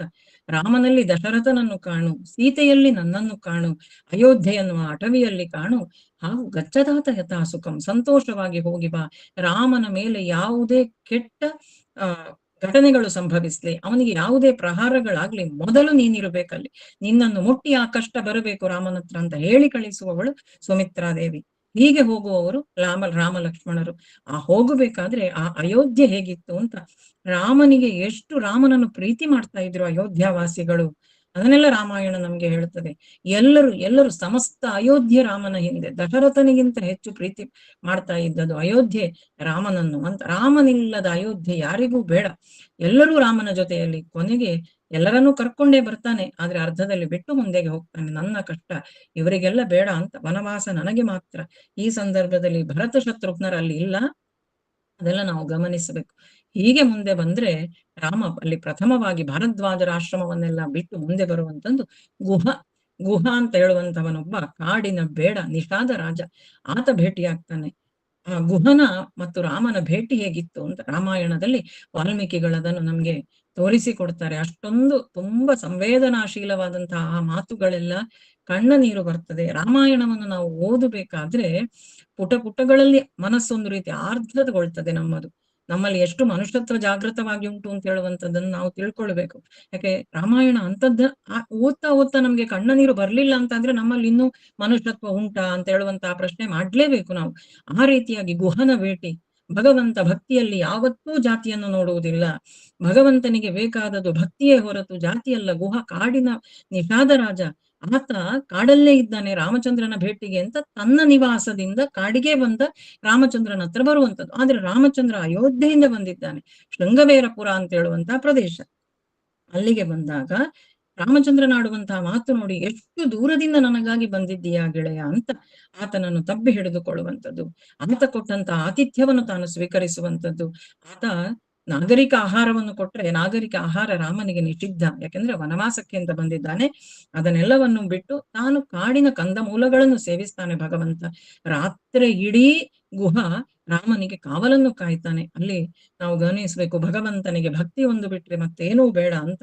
ವ್ಯಾಧಸ್ಯಾಚರಣಂ ಧ್ರುವಸ್ಯ ಚ ವಯೋಃ ವಿದ್ಯಾ ಗಜೇಂದ್ರಸ್ಯ ಕಾಜಾತಿರ್ವಿದುರಸ್ಯ ಯಾದವಪತೆ ಉಗ್ರಸ್ಯ ಕಿಂ ಪೌರುಷಂ ಕುಬ್ಜಾಯ ಕಮನೀಯ ರೂಪಮಧಿಕಂ ಕಿಂ ತತ್ ಸುಧಾಂನೋರ್ಧನಂ ಭಕ್ತ್ಯಾ ತುಷ್ಯತಿ ಕೇವಲಂ ನತು ಧನೈಃ ಭಕ್ತಿ ಪ್ರಿಯೋ ಮಾಧವ ಅಂತ. ಮಾಧವ ಭಕ್ತಿ ಪ್ರಿಯ.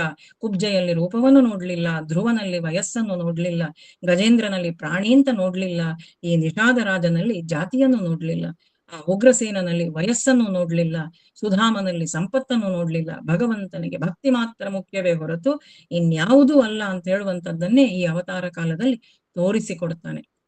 ಗುಹನಿಂದ ಬೀಳ್ಕೊಂಡು ಮತ್ತೆ ಮುಂದೆ ಹೋಗಿ ತಾನು ಚಿತ್ರಕೂಟದಲ್ಲಿ ನೆಲೆಸಿದ್ರೆ ಭರತ ಬರ್ತಾನೆ.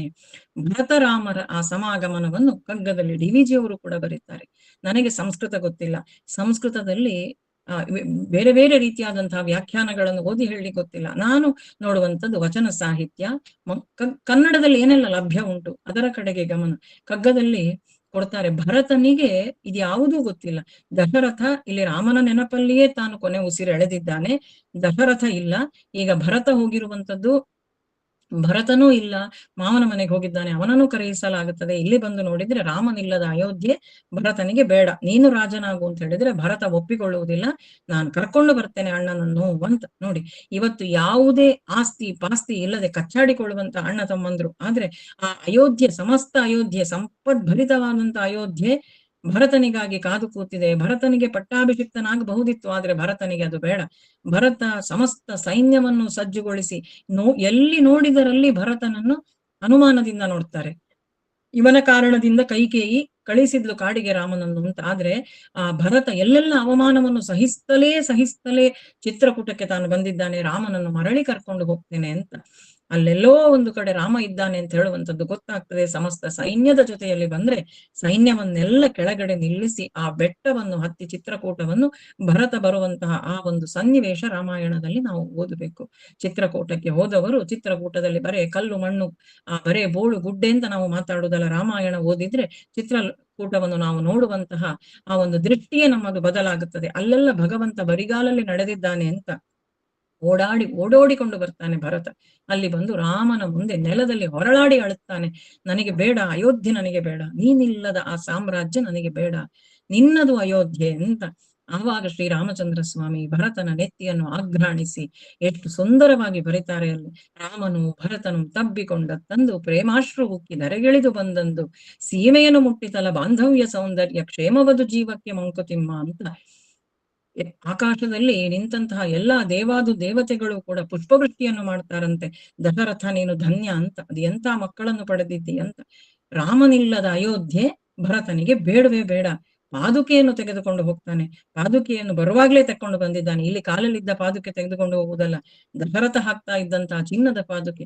ಅದರ ಮೇಲೆ ರಾಮನನ್ನು ನಿಲ್ಲಿಸಿ, ರಾಮನನ್ನು ಪಾದುಕೆ ಹೊರಬಲ್ಲುದಾದ್ರೆ ಸಮಸ್ತ ಅಯೋಧ್ಯೆಯನ್ನು ಹೊರಬಲ್ಲದು ಅಂತ ತಾನು ಕರ್ಕೊಂಡು ಬರ್ತಾನೆ. ಅದನ್ನು ತಾನು ಸಿಂಹಾಸನದಲ್ಲಿ ಕೂತುಕೊಳ್ಳಿಸಿ, ಅದಕ್ಕೂ ಕಗ್ಗವನ್ನು ಒಂದನ್ನು ಬರೀತಾರೆ ಡಿ.ವಿ.ಜಿ. ಅವರು. ಪಾದುಕೆಗಳು ಏನು ಹೇಳುವುದಿಲ್ಲ, ಅದೇನೂ ಮಾತಾಡುವುದಿಲ್ಲ, ಆದ್ರೆ ತಾನೇ ಅದಕ್ಕೆ ಒರೆದು ದೊರೆಯಾಗದೇ ಉಳಿದ ಭರತನ ಉಳಿರು ನೀನು ಮಂಕುತಿಮ್ಮ ಅಂತ ಕೊಡ್ತಾರೆ. ತುಂಬಾ ಸುಂದರವಾದಂತಹ ಕಗ್ಗಗಳನ್ನೆಲ್ಲ ನಾವಲ್ಲಿ ಕಾಣಬಹುದು. ರಾಮಾಯಣದ ಬಗ್ಗೆ ವಾಲ್ಮೀಕಿ ಡಿ.ವಿ.ಜಿ. ಅವರು ಬರೆದದ್ದು.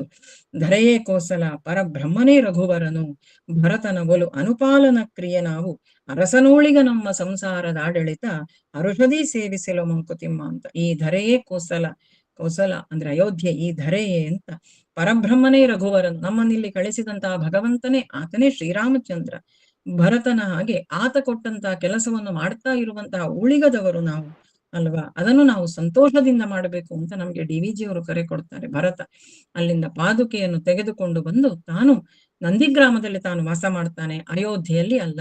4 ಮಕ್ಕಳು ಕೂಡ ಇವರು ಭರತ ಶತ್ರುಘ್ನರಿಗೆ ಸಮಸ್ತವನ್ನು ರಾಜ ಭೋಗಗಳನ್ನು ಅನುಭವಿಸಬಹುದಿತ್ತು, ಆದ್ರೆ ಅಣ್ಣನಿಗಿಲ್ಲದ್ದು ನನಗೂ ಬೇಡ ಅಂತ ತಾವು ಕೂತಿದ್ದಾರೆ. ಇಲ್ಲಿ ರಾಮ ನೆಲದ ಮೇಲೆ ಮಲಗ್ತಾನೆ ಅಂದ್ರೆ ನೆಲದಿಂದ ಒಂದಷ್ಟು ಅಡಿ ಭೂಮಿಯನ್ನು ಅಗೆದು ಒಳಗಡೆ ಮಲಗ್ತಿದ್ದಂತೆ ಭರತ. ರಾಮನಿಗೆ ಸಮನಾಗಿ ನಾನಿಲ್ಲ, ನನ್ನಿಂದಾಗಿ ಇವತ್ತಿಷ್ಟು ಕಷ್ಟ ಬಂತು ಅಂತ. ಅಂತಹ ಭಾತೃ ಪ್ರೇಮ ಅಲ್ಲಿ ಕಾಣಬಹುದು.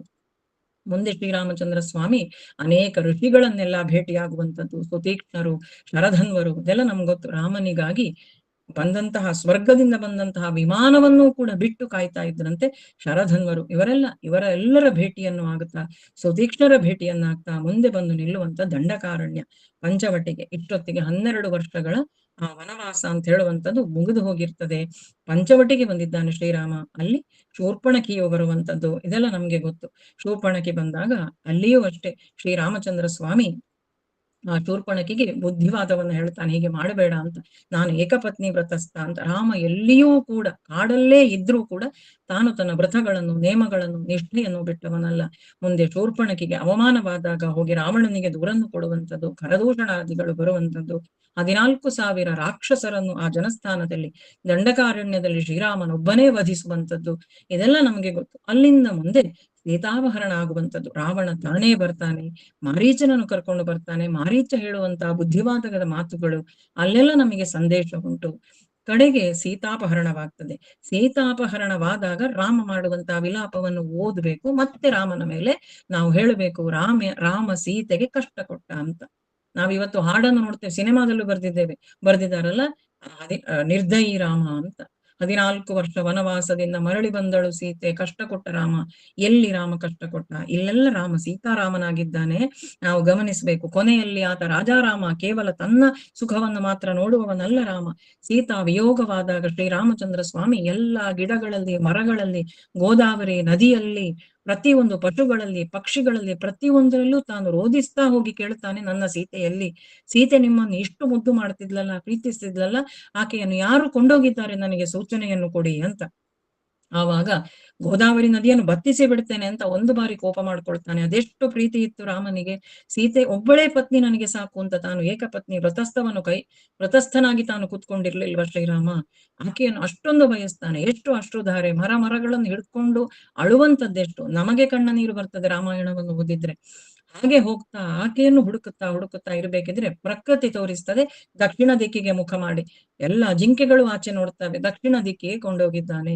ದಕ್ಷಿಣ ದಿಕ್ಕಿಗೆ ಪ್ರಯಾಣ ಹೊರಟ್ರೆ ಜಟಾಯು ಕಥೆ ನಮ್ಗೆ ಗೊತ್ತುಂಟು. ಜಟಾಯು ದಶರಥನ ಸ್ನೇಹಿತನಾಗಿ ಪಂಚವಟಿಯಲ್ಲಿ ರಾಮನ ಜೊತೆಯಲ್ಲಿ ಇದ್ದಂಥವನು. ಜಟಾಯು ಪಕ್ಷಿ, ಗೃಧ್ರರಾಜ ಜಟಾಯು. ಆ ಜಟಾಯು ಹೋರಾಟ ಮಾಡಿರ್ತದೆ. ಸೀತೆಯನ್ನು ಕದ್ದುಕೊಂಡು ರಾವಣ ಹೋಗಬೇಕಾದ್ರೆ ತನ್ನಿಂದಾದ ಪ್ರಯತ್ನವನ್ನು ತಾನು ಮಾಡಿರ್ತದೆ ಜಟಾಯು. ಸ್ವಲ್ಪಮಪ್ಯಸ್ಯ ಧರ್ಮಸ್ಯ ತ್ರಾಯತೆ ಮಹತೋ ಭಯಾತ್ ಅಂತ.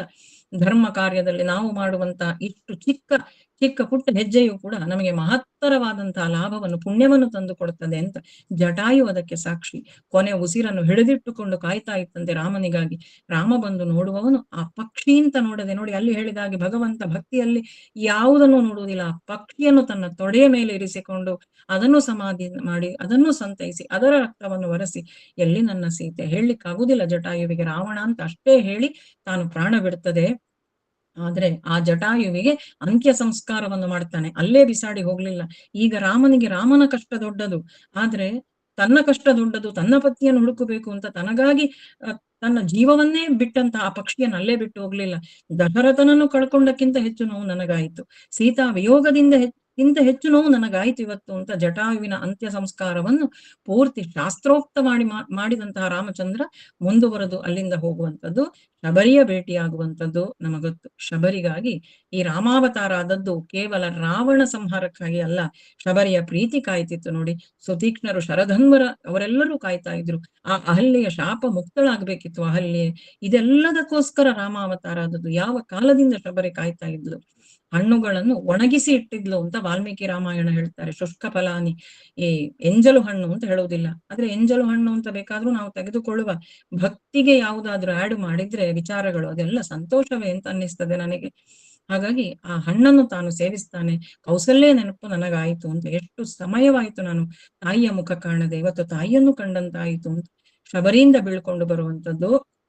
ಮುಂದೆ ಅಲ್ಲೇ ನಮ್ಗೆ ಗೊತ್ತಿದ್ದ ಹಾಗೆ ಶಬರಿಯಿಂದ ಮುಂದೆ ಕಬಂಧ ಬಾಹುವಿನ ಭೇಟಿ. ಅವರೆಲ್ಲ ಗಂಧರ್ವರು, ಶಾಪದಿಂದಾಗಿ ಒಂದೊಂದು ರಾಕ್ಷಸ ರೂಪದಲ್ಲಿದ್ದಾರೆ. ಅದೆಲ್ಲವನ್ನು ನಿಗ್ರಹಿಸಿ, ಇದೆಲ್ಲ ಕಾರಣಗಳಿತ್ತು ಅವತಾರಕ್ಕೆ, ಕೇವಲ ರಾಕ್ಷಸರ ದಮನ ಮಾತ್ರ ಆಗಿರ್ಲಿಲ್ಲ. ಅಲ್ಲಿಂದ ಮುಂದೆ ಸುಗ್ರೀವನ ಭೇಟಿಯಾಗುವಂಥದ್ದು. ಸುಗ್ರೀವನ ಭೇಟಿಗೂ ಮುಂದೆ ಇವತ್ತು ಆಂಜನೇಯನ ಜನ್ಮದಿನ ಅಂತ ಹೇಳಿದೆವು ನಾವು. ಇವತ್ತು ಹನುಮತ್ ಜಯಂತಿ, ಹನುಮನ ಭೇಟಿಯಾಗುವಂಥದ್ದು. ಅದೇಗಿತ್ತು ಅಂತ ಹೇಳುವಂಥದ್ದು ಆ ಭಾಗ. ಆಂಜನೇಯ ಭಿಕ್ಷು ರೂಪದಲ್ಲಿ ಬಂದು ಆ ಋಷ್ಯಮುಖ ಪರ್ವತದಲ್ಲಿ ಭೇಟಿಯಾಗುವುದು. ಸಮಗ್ರ ಚಿಂತನೆ ಇಲ್ಲ ಇಲ್ಲಿ ರಾಮಾಯಣದ್ದು, ಮೇಲ್ಮೇಲೆ ಹೇಳ್ತಾ ಹೋಗ್ತಾ ಇದ್ದೇನೆ ಸಂದೇಶ.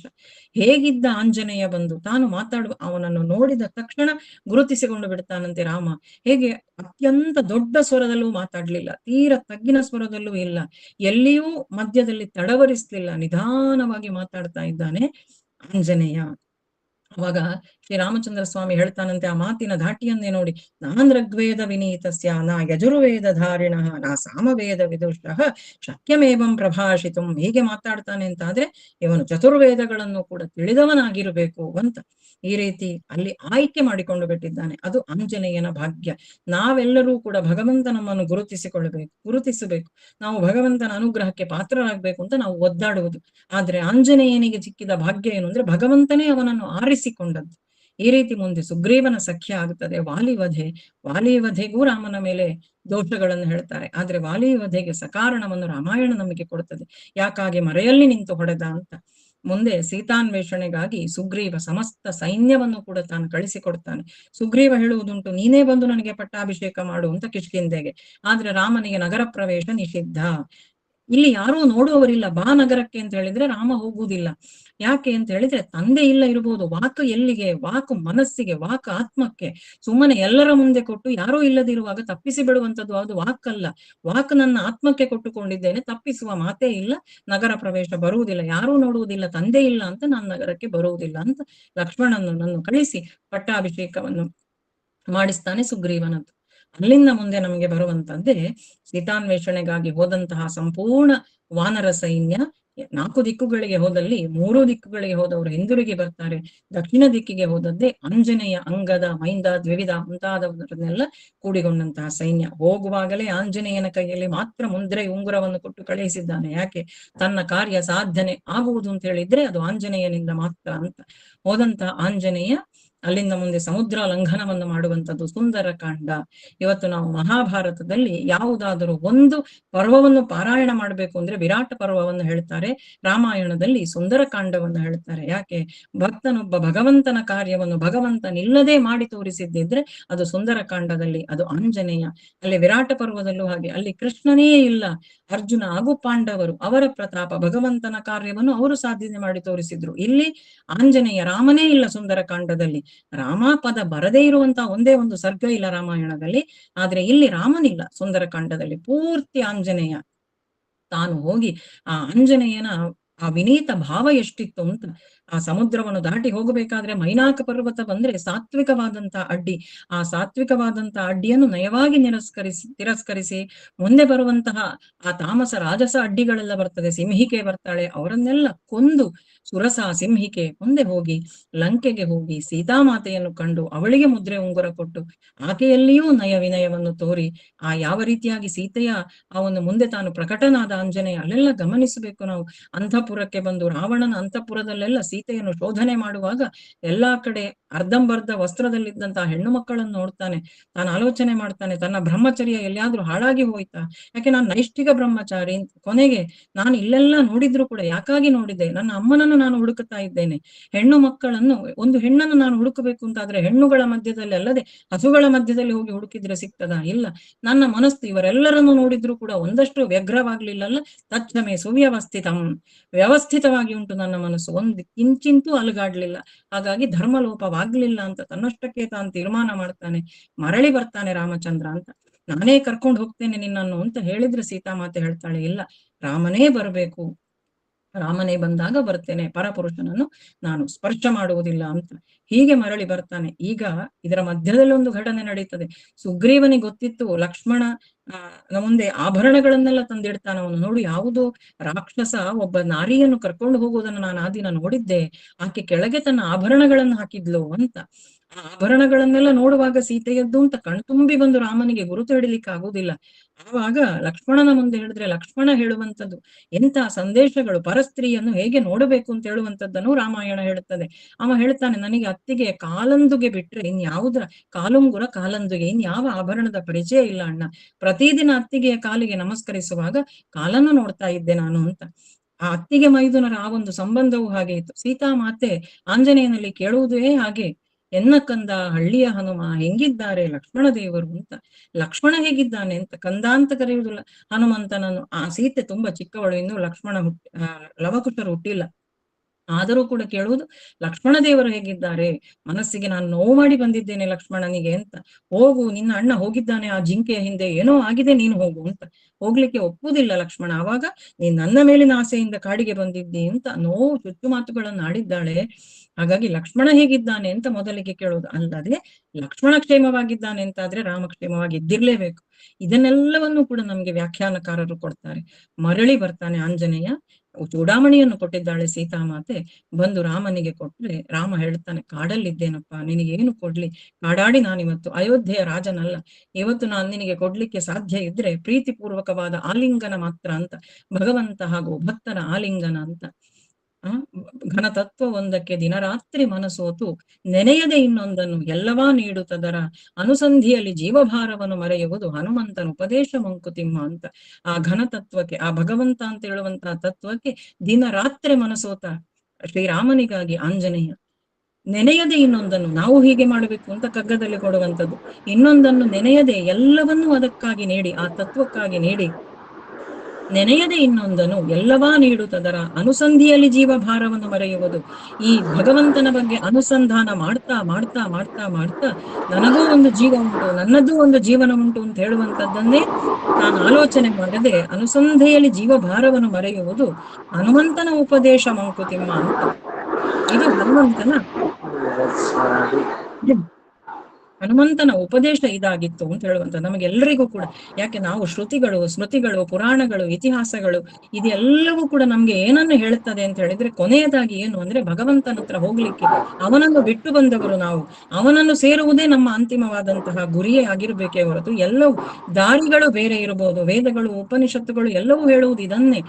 ಆದ್ರೆ ನಮ್ಮ ಎಲ್ಲರ ಗುರಿ ಒಂದೇ, ಅದು ಭಗವಂತನ ಸಾನ್ನಿಧ್ಯಕ್ಕೆ ನಾವು ಹೋಗಿ ಮುಟ್ಟುವಂಥದ್ದು ಅಂತ. ಹೀಗೆ ಸುಶೀಲಾ ಅಂತ ಹೇಳುವಂತವರೊಬ್ರು ಇಲ್ಲಿ ಮ್ಯೂಟ್ ಮಾಡಿಲ್ಲ, ಸ್ವಲ್ಪ ಇರಿಟೇಟ್ ಆಗ್ತಾ ಉಂಟು. ಹಾಗಾಗಿ ನಾವು ಆ ಕಡೆಗೆ ಹೋಗ್ಬೇಕು ನಮ್ಮ ಗಮನ ಅಂತ ಹೇಳುವಂತದ್ದನ್ನು DVG ಅವರು ತಾವು ತಮ್ಮ ಕಗ್ಗದ ಮುಖಾಂತರ ತಾವು ತಿಳಿಸಿಕೊಡ್ತಾ ಇದ್ದಾರೆ. ಅಲ್ಲಿಂದ ಮುಂದೆ ಈ ರೀತಿಯಾಗಿ ರಾಮಾಂಜನೇಯರ ಆ ಒಂದು ಭೇಟಿ, ಆ ಒಂದು ಬಾಂಧವ್ಯ ಅಂತ ಹೇಳುವಂಥದ್ದು, ರಾಮ ತನ್ನನ್ನು ತಾನು ಭಕ್ತನಿಗೆ ಭಗವಂತ ತನ್ನನ್ನು ತಾನು ಅರ್ಪಿಸಿಕೊಂಡಂತ ಆ ಗಳಿಗೆ, ಅಲ್ಲಿಂದ ಮುಂದೆ ಬರುವಂತದ್ದೇ ಯುದ್ಧ ಕಾಂಡದ ಭಾಗ. ಯುದ್ಧ ಅಂತ ಹೇಳುವಂಥದ್ದು ತೀರ್ಮಾನವಾಗುತ್ತದೆ ಆ ರಾಮ ರಾವಣರ ಯುದ್ಧ. ಅಲ್ಲಿಯೂ ನಾವು ಗಮನಿಸಬೇಕು, ರಾವಣನಿಗೂ ಕೂಡ ಅವಕಾಶವನ್ನು ಕೊಟ್ಟವನು ಶ್ರೀರಾಮಚಂದ್ರ. ಹೋಗಿ ಬಾ, ಇವತ್ತು ದಣಿದಿದ್ದಿ, ನಾಳೆ ಮರುದಿನ ರಾವಣ, ಕುಂಭಕರ್ಣ ಇವರೆಲ್ಲರೂ ಕೂಡ ಮೂಲತಃ ಜಯ ವಿಜಯರಾಗಿದ್ದವರು, ನಮಗೆ ಗೊತ್ತು. ಅವರ ಉದ್ಧಾರಕ್ಕಾಗಿ ಭಗವಂತ ಬಂದಿದ್ದಾನೆ. ಕೊನೆಗೆ ಅವನಿಗೂ ಕಾಲಾವಕಾಶವನ್ನು ಕೊಡ್ತಾನೆ. ರಾವಣ ಸತ್ತಾಗ ವಿಭೀಷಣ ಬಂದು ರಾಮನನ್ನು ಸೇರಿಕೊಂಡಿದ್ದಾನೆ. ವಿಭೀಷಣ ಹೇಳ್ತಾನೆ, ಸಾಧ್ಯ ಆದ್ರೆ ಈ ಸುಶೀಲಕ್ಕ ಒಂದ್ ನಿಮಿಷ, ಅವರನ್ನು ಮ್ಯೂಟ್ ಅದು ಮಾಡಬಹುದಾ? ಶ್ರೀವತ್ಸ, ಸುಶೀಲಾ ಅಂತ ಇರೋನು ಮ್ಯೂಟ್ ಮಾಡಪ್ಪ ಒಂದ್ಸಲ. ಶ್ರೀವತ್ಸ ದಯವಿಟ್ಟು.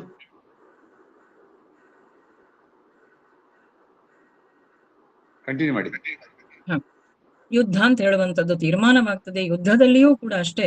ರಾವಣ ಸತ್ತಾಗ ವಿಭೀಷಣ ಹೇಳ್ತಾನೆ ಅಂತ್ಯ ಸಂಸ್ಕಾರವನ್ನು ನಾನು ಮಾಡುವುದಿಲ್ಲ ಅಂತ. ಆವಾಗ ಶ್ರೀರಾಮಚಂದ್ರ ಹೇಳ್ತಾನೆ, ಮರಣಾನಿ ತಾನಿ ವೈರಾನಿ, ಏನೇ ವೈರತ್ವ ಇರ್ಲಿ ಅದು ಮರಣದವರೆಗೆ ಮಾತ್ರ, ಮರಣದ ದಿನವೂ ನಿನ್ನದೇನು, ನೀನು ಮಾಡಿಲ್ಲ ಅಂತ ಆದ್ರೆ ನಾನೇ ಮಾಡ್ತೇನೆ ಅಂತ ಶ್ರೀರಾಮಚಂದ್ರ ಸ್ವಾಮಿ ಮಾಡಬೇಕು ಅಂತ್ಯ ಸಂಸ್ಕಾರವನ್ನು ರಾವಣನದ್ದು ಅಂತ ವಿಭೀಷಣನಿಗೆ ಸೂಚಿಸಿ ವಿಭೀಷಣನ ಕೈಯಿಂದ ರಾವಣನ ಅಂತ್ಯ ಸಂಸ್ಕಾರವನ್ನು ತಾನು ಮಾಡಿಸ್ತಾನೆ ಭಗವಂತ. ಅಲ್ಲಿಂದ ಮುಂದೆ ಸೀತೆಯನ್ನು ಪರಿಗ್ರಹಿಸಬೇಕು. ಇಲ್ಲಿ ನಮಗೆ ಬರುವಂತದ್ದು ಸಂಶಯ, ಸೀತೆಗೆ ಅಗ್ನಿ ಪರೀಕ್ಷೆಯನ್ನು ತಂದಿಟ್ಟಿದ್ದಾನೆ, ರಾಮನಿಗೆ ಗೊತ್ತಿರ್ಲಿಲ್ವಾ ಅಂತ. ರಾಮ ಯಾಕಿದನ್ನು ಮಾಡಿದ? ತಾನು ಸಿಟ್ಟಿನಿಂದ ಸೀತೆಯನ್ನು ನೋಡ್ತಾನಂತೆ, ಬರಬೇಕಾದ್ರೆ ದಯೆಯಿಂದ ನೋಡ್ತಾನಂತೆ, ಕರುಣೆಯಿಂದ ನೋಡ್ತಾನಂತೆ, ಹಾಗೆ ಹೆಮ್ಮೆಯಿಂದಲೂ ನೋಡ್ತಾನಂತೆ. ಹೆಮ್ಮೆ ಯಾಕೆ ಅಂದ್ರೆ ಪರ ಪುರುಷನ ಜೊತೆಯಲ್ಲಿ ಇದ್ದಂತಹ ತನ್ನ ಪತ್ನಿಯನ್ನು ಅಲ್ಲೇ ಬಿಡದೆ ಕರ್ಕೊಂಡು ಬಂದು ಸೂರ್ಯವಂಶದ ಆ ಒಂದು ಮರ್ಯಾದೆಯನ್ನು ತಾನು ಹೆಚ್ಚಿಸಿದೆ ಅಂತ ಹೇಳುವಂತಹ ಕಾರಣಕ್ಕೆ ಭಗವಂತನಿಗೆ ತನ್ನ ಮೇಲೆ ತಾನು ಹೆಮ್ಮೆ. ಕರುಣೆ ಯಾಕೆ ಅಂದ್ರೆ ಇಷ್ಟಾದ್ರೂ ಕೂಡ ನಿನ್ನ ಕಷ್ಟ ಮುಗಿಲಿಲ್ಲಲ್ಲ ಅಂತ ಹೇಳುವಂತಹ ಕಾರುಣ್ಯಪೂರ್ಣ ದೃಷ್ಟಿಯಿಂದ ನೋಡ್ತಾನೆ. ಸಿಟ್ಟು ಯಾಕೆ ಅಂದ್ರೆ ಹೋಗಿ ಹೋಗಿ ಆ ಜಿಂಕೆಗೆ ಆಸೆ ಪಟ್ಟೆಯಲ್ಲ ಅಂತ. ಹೀಗೆ ಈ ರೀತಿಯ ನೋಟದಿಂದ ಸೀತೆಯನ್ನು ನೋಡ್ತಾನೆ. ಹೇಗೆ ಸ್ನಾನ ಮಾಡಿ ಶುಚಿರ್ಭೂತಳಾಗಿ ಬಾ ಅಂತ ಹೇಳಿದ್ರೆ ಸೀತೆ ತಾನು ಇದ್ದ ಹಾಗೆ ಬರಬೇಕು ಅಂತ ಇಚ್ಛೆ ಪಡ್ತಾಳೆ. ಯಾಕೆ? ಹೇಗೆ ನಿನ್ನಿಂದ ಬೀಳ್ಕೊಂಡು ಬಂದಿದ್ದೇನೋ ಇವತ್ತು ಅದೇ ಸ್ಥಿತಿಯಲ್ಲಿದ್ದಾನೆ, ಇದ್ದೇನೆ, ಯಾವ ಸ್ಪರ್ಶವೂ ನನ್ನ ಮೇಲೆ ಆಗಿಲ್ಲ ಅಂತ ಹೇಳುವಂಥದ್ದನ್ನು ತೋರಿಸಿಕೊಡ್ಬೇಕು ಅಂತ ಹೇಳುವ ಇಚ್ಛೆ ಸೀತಾಮಾತೆಗಿತ್ತು. ಆದ್ರೆ ರಾಮ ಹೇಳಿದ ಹಾಗೆ ಸ್ನಾನ ಮಾಡಿ ಬರ್ತಾಳೆ. ಬಂದಾಗ ಅಗ್ನಿಯನ್ನು ಸಿದ್ಧ ಮಾಡುವಂತ ರಾಮ ಹೇಳುವುದಿಲ್ಲ, ಸೀತೆಯೇ ಹೇಳುವಂಥದ್ದು. ಯಾಕೆ ಅಂದ್ರೆ ರಾಮ ಹೇಳ್ತಾನೆ, ಇವತ್ತು ನೀನು ಬಂದಿದ್ಯಲ್ಲ, ನೀನು ಎಲ್ಲಿ ಬೇಕಾದ್ರೂ ಹೋಗು, ಸುಗ್ರೀವನ ಜೊತೆ ಬೇಕಾ ಅಲ್ಲಿ ಹೋಗು, ಭರತನ ಜೊತೆ ಬೇಕಾ ಅಲ್ಲಿ ಹೋಗು, ಅಥವಾ ಇಲ್ಲಿ ವಿಭೀಷಣನ ಜೊತೆ ಇರ್ತೀಯಾ ಇರು ಅಂತ. ಆವಾಗ ನರನಾಗಿ ಬಂದಂತಹ ಭಗವಂತ ನಾಟಕ, ಇದೊಂದು ಸೂತ್ರ ನಾಟಕ ಅಂತ ಹೇಳಿದ ಭಗವಂತ ಇಲ್ಲಿ ಬಂದು ನರರು ನಾವೆಲ್ಲ ಮಾಡುವ ರೀತಿಯಾದಂತಹ ಪ್ರತಿಕ್ರಿಯೆಯನ್ನು ಮಾಡ್ತಾನೆ. ಇಲ್ಲಿ ವ್ಯಾಖ್ಯಾನಕಾರರು ಕೊಡ್ತಾರೆ, ಎಲ್ಲಾ ದೇವತೆಗಳು ಕೂಡ ಭಗವಂತನ ಮನಸ್ಸಿನಲ್ಲಿ ಸನ್ನಿಹಿತರಾಗ್ತಾರಂತೆ. ಏನು ಮಾಡ್ತಾ ಇದ್ದೀನಿ ನೀನು ಅಂತ. ಯಾವಾಗ ಮನುಷ್ಯರಾದಂತಹ ನಾವು ನಮ್ಮ ಕರ್ತವ್ಯದಲ್ಲಿ ಹಾದಿ ತಪ್ಪುತ್ತೇವೋ ಆಗ ನಾವು ನಮ್ಮಷ್ಟಕ್ಕೆ ನಮ್ಮಲ್ಲೇ ಆಲೋಚನೆಯನ್ನು ಮಾಡಬೇಕು, ನಾವು ಯಾರು ಅಂತ. ಅದನ್ನು ಭಗವಂತ ತನ್ನ ಈ ರೀತಿಯಾದಂತಹ ಆಚರಣೆ, ತನ್ನ ಈ ನಡವಳಿಕೆಯಿಂದ ತಾನು ತೋರಿಸಿಕೊಳ್ತಾ ಇದ್ದಾನೆ. ನೀನು ಯಾರು ಅಂತ ಹೇಳುವಂಥದ್ದನ್ನು ಮರೆತೀಯಾ? ಸೀತೆ ಯಾರು ಅಂತ ಹೇಳುವಂತ ನಿನಗೆ ನೆನಪಿಲ್ವಾ? ಯಾಕಾಗಿ ಈ ತಪ್ಪನ್ನು ಮಾಡ್ತಾ ಇದ್ದಿ? ಯಾಕೆ ಈ ಅಗ್ನಿ ಪರೀಕ್ಷೆ ಅಂತ. ಈ ಅಗ್ನಿ ಪರೀಕ್ಷೆ ಸಾಲದು, ಮುನ್ನೆ ಇನ್ನೂ ದೊಡ್ಡದು ಬರುವಂತದ್ದುಂಟು ಅಂತ ರಾಮನಿಗೆ ಗೊತ್ತುಂಟು. ಇಲ್ಲಿ ತಕ್ಕ ಮಟ್ಟಿಗಾದ್ರೂ ಒಂದು ಆಗಿ ಬಿಡ್ಲಿ ಅಗ್ನಿ ಪರೀಕ್ಷೆ ಅಂತ ಹೇಳುವಂತಹ ಕಾರಣಕ್ಕೆ ತಾನು ಮಾಡಿಸ್ತಾ ಇದ್ದಾನೆ. ತಾನೇನು ಹೇಳಿಲ್ಲ, ಆದ್ರೆ ಮನದ ಇಂಗಿತವನ್ನು ಸೀತಾಮಾತೆ ಅರ್ಥಕೊಂಡ್ಲು. ಅಗ್ನಿಯನ್ನು ದಾಟಿ ಮುಂದೆ ಬಂದಿದ್ದಾಳೆ. ಸೀತಾರಾಮರ ಮರಳಿ ಸಮಾಗಮವಾಗಿದೆ. ಸೀತೆಯನ್ನು ಯಾವತ್ತೂ ರಾಮ ದೂರ ಇಟ್ಟಿಲ್ಲ, ಮನಸ್ಸಿನಿಂದ ನನಗೆ ಸೀತೆಗೆ ಕಷ್ಟ ಕೊಟ್ಟಿಲ್ಲ. ಸೀತೆಯನ್ನು ಎಷ್ಟು ಪ್ರೀತಿಸಿದ್ದಾನೆ ಅಂತ ರಾಮಾಯಣದ ಕೊನೆಯ ಎಲ್ಲ ಪುಟಗಳಲ್ಲಿ ನಮಗೆ ತಿಳಿಯಪಡಿಸ್ತಾರೆ ವಾಲ್ಮೀಕಿಗಳು. ಮರಳಿ ಬಂದ್ರೆ ರಾಮ ನೇರವಾಗಿ ಅಯೋಧ್ಯೆಗೆ ಬರುವುದಿಲ್ಲ. 14 ವರ್ಷ ಮುಗಿದಿದೆ. ತಾನಲ್ಲಿ ಹೇಳ್ತಾನೆ ಶ್ರೀರಾಮಚಂದ್ರ ಸ್ವಾಮಿ ಆಂಜನೇಯನ ಹತ್ರ, ಹೋಗು, ಭರತ ಏನು ಮಾಡ್ತಾ ಇದ್ದಾನೆ ನೋಡು, 14 ವರ್ಷ ಮುಗಿದಿದೆ, ಆವತ್ತು ರಾಮನೇ ಬೇಕು ಅಯೋಧ್ಯೆಗೆ ಅಂತ ಕೇಳಿದ. ಇವತ್ತೆಲ್ಲಿ ಆದ್ರೂ ಅಯೋಧ್ಯೆ ಮೇಲೆ ಅವನಿಗೆ ಆಶೆ ಇದ್ರೆ, ಈ ಸಾಮ್ರಾಜ್ಯ ನನಗೆ ಬೇಕು ಅಂತ ಹೇಳುವಂತಹ ಬಯಕೆ ನನ್ನ ತಮ್ಮನಿಗಿದ್ರೆ ನಾನು ಅಡ್ಡಿ ಆಗುವುದಿಲ್ಲ. ಅವನ ಯೋಚನೆ ಆವತ್ತಿನ ತರವೇ ಇದ್ರೆ ನೀನು ಮರಳಿ ಬರಬೇಡ, ಭರತ ಬದಲಾಗಿದ್ದಿದ್ರೆ ನೀನು ಬಾ, ನಾನು ಬರ್ತೇನೆ, ಹೋಗುವ ನಾವು ಮರಳಿ ಅಂತ. ಈ ರೀತಿ ಅಲ್ಲಿ ಹೋದ್ರೆ ಭರತ ತಾನು ಕಾಯ್ತಾ ಇದ್ದಾನೆ, ಚಿತೆಯನ್ನು ಸಿದ್ಧಪಡಿಸಿದ್ದಾನೆ. 14 ವರ್ಷ ಮುಗಿದು ಪುಷ್ಯ ನಕ್ಷತ್ರ ದಿನ ನೀನು ಬರದಿದ್ರೆ ಅಗ್ನಿ ಪ್ರವೇಶ ಅಂತ ರಾಮನಿಗೆ ಹೇಳಿದ್ದಾನೆ. ಭರತ ಅದೇ ರೀತಿ ರಾಮ ಪ್ರತೀಕ್ಷೆಯಲ್ಲಿದ್ದಾನೆ. ರಾಮ ಮರಳಿ ಪುಷ್ಪಕ ವಿಮಾನದಲ್ಲಿ ಅಯೋಧ್ಯೆಯನ್ನು ಸೇರುವಂಥದ್ದು. ಅಯೋಧ್ಯ ಹೇಗಿತ್ತು ಆ ಜನರ ಎಲ್ಲರ ಆ ಒಂದು ಸಂತೋಷ ಸಂಭ್ರಮ ಎಲ್ಲ ರಾಮಾಯಣದಲ್ಲಿ ನಾವು ನೋಡ್ಬೇಕು. ಹೀಗೆ ಮರಳಿ ಅಲ್ಲಿ ರಾಮ ಬಂದು ರಾಮ ಪಟ್ಟಾಭಿಷೇಕ ಆಗುವಂಥದ್ದು. ಆಂಜನೇಯನಿಗೆ ವಿಶೇಷವಾದಂತಹ ಅನುಗ್ರಹ. ಸೀತಾಮಾತೆ ತನ್ನ ಪತಿ ತನಗೆ ಕೊಟ್ಟಂತಹ ಆ ಒಂದು ಮುತ್ತಿನ ಹಾರವನ್ನು ತೆಗೆದು ತಾನು ನೋಡ್ತಾಳಂತೆ. ಯಾರಿಗೆ? ನಿನಗೆ ರಾಮನನ್ನೊಮ್ಮೆ ನೋಡುವುದು, ಹೊರಗಡೆ ಒಮ್ಮೆ ನೋಡುವುದು. ಆಗ ರಾಮ ಹೇಳ್ತಾನಂತೆ, ನಿನಗಿದನ್ನು ಯಾರಿಗಾದ್ರೂ ಕೊಡಬೇಕು ಅಂತ ಇಚ್ಛೆ ಇದ್ರೆ ಕೊಟ್ಟು ಬಿಡು ಅಂತ. ಆ ರಾಮನಿಗೆ ಗೊತ್ತಾಯ್ತು ಆಕೆಯ ಮನದ ಇಂಗಿತ, ಅವಳು ಆಂಜನೇಯನಿಗೆ ಕೊಡ್ತಾಳೆ. ಇಲ್ಲಿ ಒಂದು ಸಂದೇಶವನ್ನು ಕೊಡ್ತಾರೆ ವ್ಯಾಖ್ಯಾನಕಾರರು. ಏನು ಅಂದ್ರೆ ತನ್ನ ಪತಿ ತನಗೆ ಅತ್ಯಂತ ಪ್ರೀತಿಯಿಂದ ಕೊಟ್ಟಂತಹ ಒಂದು ಉಡುಗೊರೆಯನ್ನು ಒಬ್ಬಳು ಹೆಣ್ಣು ಗಂಡನ ಮುಂದೆ ಇನ್ನೊಂದು ಪುರುಷನಿಗೆ ಕೊಡ್ತಾಳೆ ಅಂತ ಆದ್ರೆ ಅದು ಮಗುವಾಗಿದ್ರೆ ಮಾತ್ರ ಸಾಧ್ಯ, ಮಗನಿಗೆ ಮಾತ್ರ ಕೊಡ್ಲಿಕ್ಕೆ ಸಾಧ್ಯ ಅಂತ. ಅಂದ್ರೆ ಸೀತಾಮಾತೆ ಆಂಜನೇಯನನ್ನು ತನ್ನ ಪುತ್ರ ಸ್ಥಾನದಲ್ಲಿಟ್ಟು ಪ್ರೀತಿ ಮಾಡ್ತಿದ್ಲು. ರಾಮ ಸೀತೆಯರಿಗೆ ಮಗನಾಗಿದ್ದಂಥವನು ಆಂಜನೇಯ ಅಂತ. ಆ ರೀತಿಯಾದಂತಹ ಅನುಗ್ರಹ ಆಂಜನೇಯನಿಗಾಯ್ತು. ಮುಂದೆ ಸೀತಾಮಾತೆ ಗರ್ಭವತಿಯಾಗುವಂಥದ್ದು. ರಾಮ ಕಾಡಿಗೆ ಕಳುಹಿಸಿದ ಅಂತ ಮತ್ತೊಂದು ದೂರು. ರಾಮ ಕಾಡಿಗೆ ಕಳುಹಿಸಿದ್ದು ಹೋಗಿ ಎಲ್ಲಾದ್ರೂ ಬಿಟ್ಟು ಬಾ ಅಂತ ಅರ್ಥ ಅಲ್ಲ. ಈ ಮಧ್ಯದಲ್ಲಿ ಹೊರಗಡೆ ಅಯೋಧ್ಯೆಯಲ್ಲಿ ಕೇಳಿ ಬಂತಹ ಅಪವಾದ ಮಾತುಗಳು ಇದೆಲ್ಲ ನಮ್ಗೆ ಗೊತ್ತು. ಬಸುರಿಯಾಗಿದ್ದಂತಹ ಸೀತೆ ರಾಮನಲ್ಲಿ ಹೇಳ್ತಾಳೆ, ನಾನು ಕಾಡಿನಲ್ಲಿ ಋಷಿ ಸಂಘದಲ್ಲಿದ್ದವಳು, ನನಗೊಂದು ಬಯಕೆ ಉಂಟು, ಕೆಲ ಕಾಲ ಋಷಿಗಳ ಸಂಘದಲ್ಲಿ ನಾನು ಇರಬೇಕು ಅಂತ, ಆ ವ್ಯವಸ್ಥೆಯನ್ನು ನನಗೆ ಮಾಡು ಅಂತ. ಈ ಹೊರಗಡೆಯಿಂದ ಅಪವಾದ ಬಂದಾಗ ರಾಮ ಆಲೋಚನೆ ಮಾಡ್ತಾನೆ, ಎಂತೂ ಸೀತಾಮಾತೆಗೆ ಕಾಡಲ್ಲಿ ಋಷಿ ಸಂಘದಲ್ಲಿ ಇರಬೇಕು ಅಂತ ಹೇಳುವಂತಹ ಬಯಕೆ ಉಂಟಾಗಿದೆ. ಹಾಗಾಗಿ ಇವತ್ತು ಅವಳನ್ನು ಕೊಂಡೋಗಿ ಕಾಡಲ್ಲಿ ಬಿಟ್ಟು ಬಾ ಅಂತ ಹೇಳುವುದಿಲ್ಲ, ವಾಲ್ಮೀಕಿ ಮುನಿಗಳ ಆಶ್ರಮ ಉಂಟು ತಮಸಾ ನದಿ ತೀರದಲ್ಲಿ, ಅಲ್ಲಿ ಬಿಟ್ಟು ಬಾ ಅಂತ. ಇದನ್ನು ಓದಬೇಕು ರಾಮಾಯಣ. ಓದದೆ ನಾವು ದೂರುದಲ್ಲ, ಕಾಡಲ್ಲಿ ಬಿಟ್ಟು ಬಂದ ಅಂತ. ಹಾಗೆ ಹೋಗಿ ಗೊತ್ತಿತ್ತವನಿಗೆ ವಾಲ್ಮೀಕಿಗಳು ಆಶ್ರಯ ಕೊಡ್ತಾರೆ ಅಂತ, ಅಲ್ಲಿ ಹೋಗಿ ಬಿಟ್ಟು ಬರಲಾಗುತ್ತದೆ. ಆ ನಂತರ ರಾಮನ ಆ ಒಂದು ಪರಿಸ್ಥಿತಿಯನ್ನು ಓದಿ ಹೇಗೆ ಎಷ್ಟು ದುಃಖಿಸ್ತಾನೆ ಅಂತ. ಅಶ್ವಮೇಧ ಯಾಗವನ್ನು ಮಾಡಬೇಕು ಅಂತಾದ್ರೆ ಪತ್ನಿ ಬೇಕು ಪಕ್ಕದಲ್ಲಿ, ಪತ್ನಿ ಇಲ್ಲ ಅಂತಾದ್ರೆ ಇನ್ನೊಂದು ವಿವಾಹವಾಗುವಂತ ವಸಿಷ್ಠರು ಹೇಳಿದ್ರೆ ಒಲ್ಲೆ ಆಗಬಹುದಿತ್ತಲ್ಲ, ಆಗುವುದಿಲ್ಲ. ಸೀತಾಮಾತೆಗೆ ಅಲ್ಲಿ ಸುದ್ದಿ ಹೋಗ್ತದೆ, ಶ್ರೀರಾಮಚಂದ್ರ ಸ್ವಾಮಿ ಅಶ್ವಮೇಧ ಯಾಗ ಮಾಡ್ತಾನೆ ಅಂತ. ಮದುವೆ ಆಗಿರ್ಬೋದು, ಮರುಮದುವೆ ಅಂತ ರೋಧಿಸಿದ್ರೆ ವಾಲ್ಮೀಕಿಗಳು ಅವಳ ಆತ್ಮವನ್ನು ಕಳುಹಿಸಿ ಕೊಡ್ತಾರೆ, ಬಂದು ರಾಮನನ್ನು ಹೋಗಿ ನೋಡು ಅಂತ. ಸೀತೆಯ ಚಿನ್ನದ ಪುತ್ಥಳಿಯನ್ನು ಮಾಡಿಸಿದ್ದಾನೆ. ಆ ಚಿನ್ನದ ಪುತ್ಥಳಿಯ ತೊಡೆಯಲ್ಲಿ ತಾನು ತಲೆ ಇಟ್ಟು ರಾಮದೇವರು ಅದೆಷ್ಟು ಹತ್ತಿದ್ದಾರೆ. ಸೀತೆ ಇಲ್ಲದ ಆ ದಿನಗಳು ಹೇಗಿತ್ತು ಶ್ರೀರಾಮಚಂದ್ರನದ್ದು ಅಂತ. ಅಯೋಧ್ಯೆಯ ರಾಜ ರಾಮನಾಗಿದ್ದಾಗ ಆತ ರಾಜ ಹೇಗಿರಬೇಕು ಹಾಗೆ ಇದ್ದ. ಸೀತಾರಾಮನಾಗಿದ್ದಾಗ ಕಾಡಲ್ಲಿ ಸೀತೆಯ ಜೊತೆಯಲ್ಲಿ ಪ್ರೇಮದಲ್ಲಿದ್ದಂಥವನು. ಅದಕ್ಕೆ ಹೇಳುವಂಥದ್ದು ರಾಮ ಅವತಾರ ಸುಖವನ್ನು ಬಯಸಿದ, ಸುಖವನ್ನು ನೋಡಿದಂತ ಅವತಾರವಲ್ಲ ಅಂತ. ಹೀಗೆ ಅಶ್ವಮೇಧ ಯಾಗವು ಸಂಪನ್ನವಾಗ್ತದೆ, ಲವಕುಶರ ಜನನವಾಗುತ್ತದೆ. ವಾಲ್ಮೀಕಿಗಳ ಅನುಗ್ರಹದಿಂದ ರಾಮಾಯಣವನ್ನು ಕಲಿತಂತಹ ಆ ಮಕ್ಕಳು ಬಂದು ರಾಮಚಂದ್ರನ ಮುಂದೆ ರಾಮಾಯಣವನ್ನು ಹೇಳುತ್ತಾರೆ. ಸೀತಾಮಾತೆಯನ್ನೂ ಕರೆಸಲಾಗುತ್ತದೆ.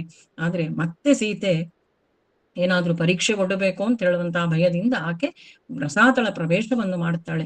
ಆವಾಗ ಶ್ರೀರಾಮಚಂದ್ರ ಸ್ವಾಮಿ ಭೂಮಿಗೆ ಬಾಣವನ್ನು ಬಿಡ್ಲಿಕ್ಕೆ ಹೋಗ್ತಾನೆ. ಕೊನೆಗೆ ಇಲ್ಲ ಅವತಾರ ಸಮಾಪ್ತಿಯಾಯಿತು ಸೀತೆಯದ್ದು ಅಂತ ಹೇಳುವಂಥದ್ದು.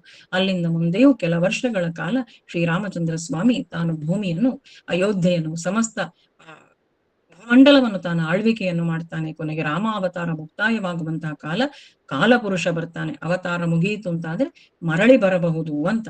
ಮರಳಿ ಬರಬೇಕು ಅಂತ ಹೇಳಿ ಆದ್ರೆ ಬಂದು ಹೇಳುವಂಥದ್ದು, ಒಳಗಡೆ ನಾವಿಬ್ರು ಮಾತಾಡುವಾಗ ಯಾರನ್ನೂ ಬಿಡಬೇಡ ಅಂತ ಲಕ್ಷ್ಮಣನಲ್ಲಿ. ಯಾರನ್ನಾದ್ರೂ ಬಿಟ್ರೆ ನಿನಗೆ ಮರಣದಂಡನೆ ಅಂತ, ನಿನ್ನನ್ನು ನಾನು ಶಿರಚ್ಛೇದ ಮಾಡಲಾಗುವುದು ಅಂತ ದೂರ್ವಾಸರು ಬರ್ತಾರೆ. ಈಗಲೇ ನನ್ನನ್ನು ಒಳಗೆ ಹೋಗ್ಲಿಕ್ಕೆ ಬಿಡ್ಲಿಲ್ಲ ಅಂತಾದ್ರೆ ಇಡೀ ನಿನ್ನ ವಂಶವನ್ನು, ಸೂರ್ಯ ವಂಶವನ್ನು ನಾಶ ಮಾಡ್ತೇನೆ ಅಂತ. ಆವಾಗ ಲಕ್ಷ್ಮಣ ಆಲೋಚನೆ ಮಾಡ್ತಾನೆ, ಬೇಡ, ಲವಕುಶಾದಿಗಳೆಲ್ಲ ಸತ್ತು ಮುಂದೆ ನಮ್ಮ ವಂಶವೇ ಇಲ್ಲದೆ ಆಗುವುದು ಬೇಡ, ನಾನೇ ಒಳಗೆ ಹೋಗ್ತೇನೆ, ನನ್ನ ಶಿರಚ್ಛೇದವೇ ಆಗ್ಲಿ ರಾಮನ ಕೈಯಿಂದ ಅಂತ. ಹಾಗೆ ಒಳಗೆ ಹೋಗಿ ಬಂದಾಗ ದುರ್ವಾಸರು ಕೇಳುವುದು, ನನಗೆ ಊಟ ಕೊಡು ಅಂತ. ಯಾಕೆಂದ್ರೆ ಇದೆಲ್ಲ ರಾಮ ಅವತಾರ ಸಮಾಪ್ತಿ ಆಗುವಾಗ ನಡೆದಂತಹ ಘಟನೆಗಳು. ರಾಮ ಲಕ್ಷ್ಮಣನನ್ನು ತ್ಯಜಿಸ್ಲೇಬೇಕು. ಯಾಕೆಂದ್ರೆ ಒಳಗೆ ಬರ್ಬೇಡ ಅಂತ ಹೇಳಿದ್ರು, ಯಾರನ್ನು ಬಿಡ್ಬೇಡ ಅಂತ ಹೇಳಿದ್ರು, ದೂರ್ವಾಸರನ್ನು ಬಿಟ್ಟಿದ್ದಾನೆ, ಶಾಪ ಕೊಡ್ತೇನೆ ಅಂತ ಅವರು ಹೇಳಿದ ಕಾರಣ. ಇವಾಗ ರಾಮನಿಂದ ಲಕ್ಷ್ಮಣನ ವಧೆ ಹೇಗಾಗ್ಲಿಕ್ಕೆ ಸಾಧ್ಯ? ರಾಮನಿಗೆ ಸಾಧ್ಯ ಇಲ್ಲ, ಪರಿತ್ಯಜಿಸಿ ಬಿಡ್ತಾನೆ. ಆವಾಗ ಲಕ್ಷ್ಮಣ ರಾಮನಿಲ್ಲದಂತಹ ಭೂಮಿಯೇ ನನಗೆ ಬೇಡ ಅಂತ ತಾನು ಸರಯೂ ನದಿ ತೀರಕ್ಕೆ ಹೋಗಿ ಆ ಶೇಷನಾಗ ತಾನು ಮರಳಿ ವೈಕುಂಠವನ್ನು ಸೇರಿಕೊಳ್ಳುತ್ತದೆ ಅಂತ. ಭಗವಂತನ ಹಾಸಿಗೆ ಭಗವಂತನಿಗಿಂತ ಮೊದಲು ಹೋಗಿ ವೈಕುಂಠದಲ್ಲಿ ತಾನು ವಿರಾಜಮಾನವಾಗುತ್ತದೆ ಅಂತ. ಭಗವಂತ ರಾಮಾವತಾರ ಅಂದ್ರೆ ವೈಕುಂಠದಲ್ಲಿ ಮಹಾವಿಷ್ಣುಗಿದ್ದು ಒಂದು ಅಂಶ ಕೆಳಗೆ ಬಂದದ್ದಲ್ಲ, ಪರಿಪೂರ್ಣ ಅವತಾರ, ಪೂರ್ತಿ ಮಹಾವಿಷ್ಣುವೇ ಬಂದು ಭೂಮಿಯಲ್ಲಿ ಅವತಾರವಾದದ್ದು ಇದು. ಈ ರೀತಿಯಾಗಿ ಆ ನಂತರ ಮುಂದೆ ರಾಮಾವತಾರವು ಕೂಡ ಸಂಪನ್ನವಾಗುವಂತಹ ಸಂದರ್ಭ. ಆವಾಗ ಪ್ರತಿ ಒಬ್ಬರೂ ಕೂಡ ನಾವೆಲ್ಲರೂ ಜೊತೆಯಲ್ಲಿ ಬರ್ತೇವೆ. ರಾಮ ಯಾವಾಗ ಭಗವಂತ ವೈಕುಂಠ ಧಾಮಕ್ಕೆ ತಾನು ಹೋಗ್ತಾನೋ ನಾವು ಬರ್ತೇವೆ ಅಂತ ಭಗವಂತ ಆವಾಗ ಹೇಳುವಂಥದ್ದು, ಮೇಲಿಂದ ಬಂದಂತಹ ದೇವಾನುದೇವತೆಗಳಿಗೆ ನಾನೊಬ್ಬನೇ ಬರಲಾರೆ, ಯಾರೆಲ್ಲ ನನ್ನ ಜೊತೆಯಲ್ಲಿ ಬರಬೇಕು ಅಂತ ಬಯಸ್ತಾರೋ ಅವರೆಲ್ಲರಿಗೂ ಅಲ್ಲಿ ಜಾಗ ಉಂಟು ಅಂತ ಆದ್ರೆ ಮಾತ್ರ ಅಂತ. ಇದಕ್ಕೆ ಹೇಳುವಂಥದ್ದು ರಾಮಾವತಾರ, ರಾಮಾಯಣ ಮೋಕ್ಷವನ್ನು ತಂದು ಕೊಡುತ್ತದೆ ಅಂತ.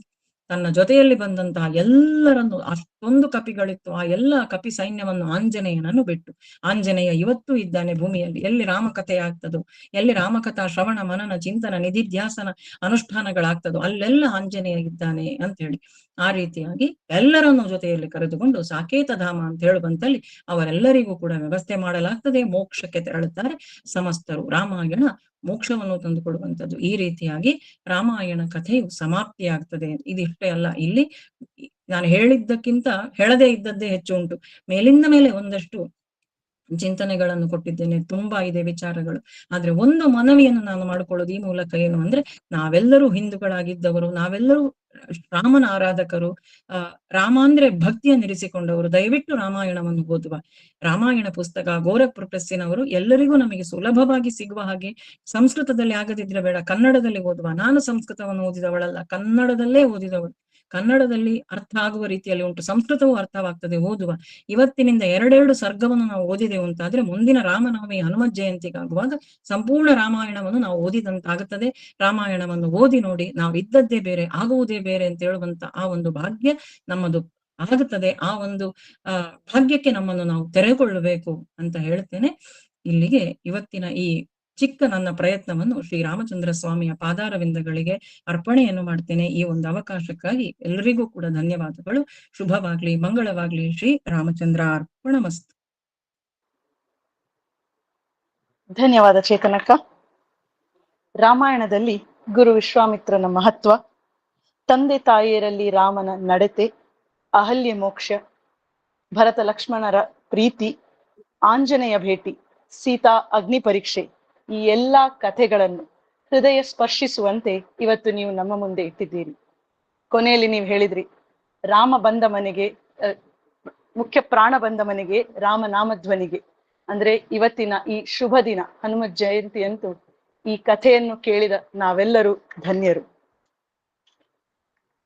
कुणाकिले ऐत्स विषयाच्या ओरी विचार विमर्शे प्रश्ने वितारक चिलेरी अत्त समय.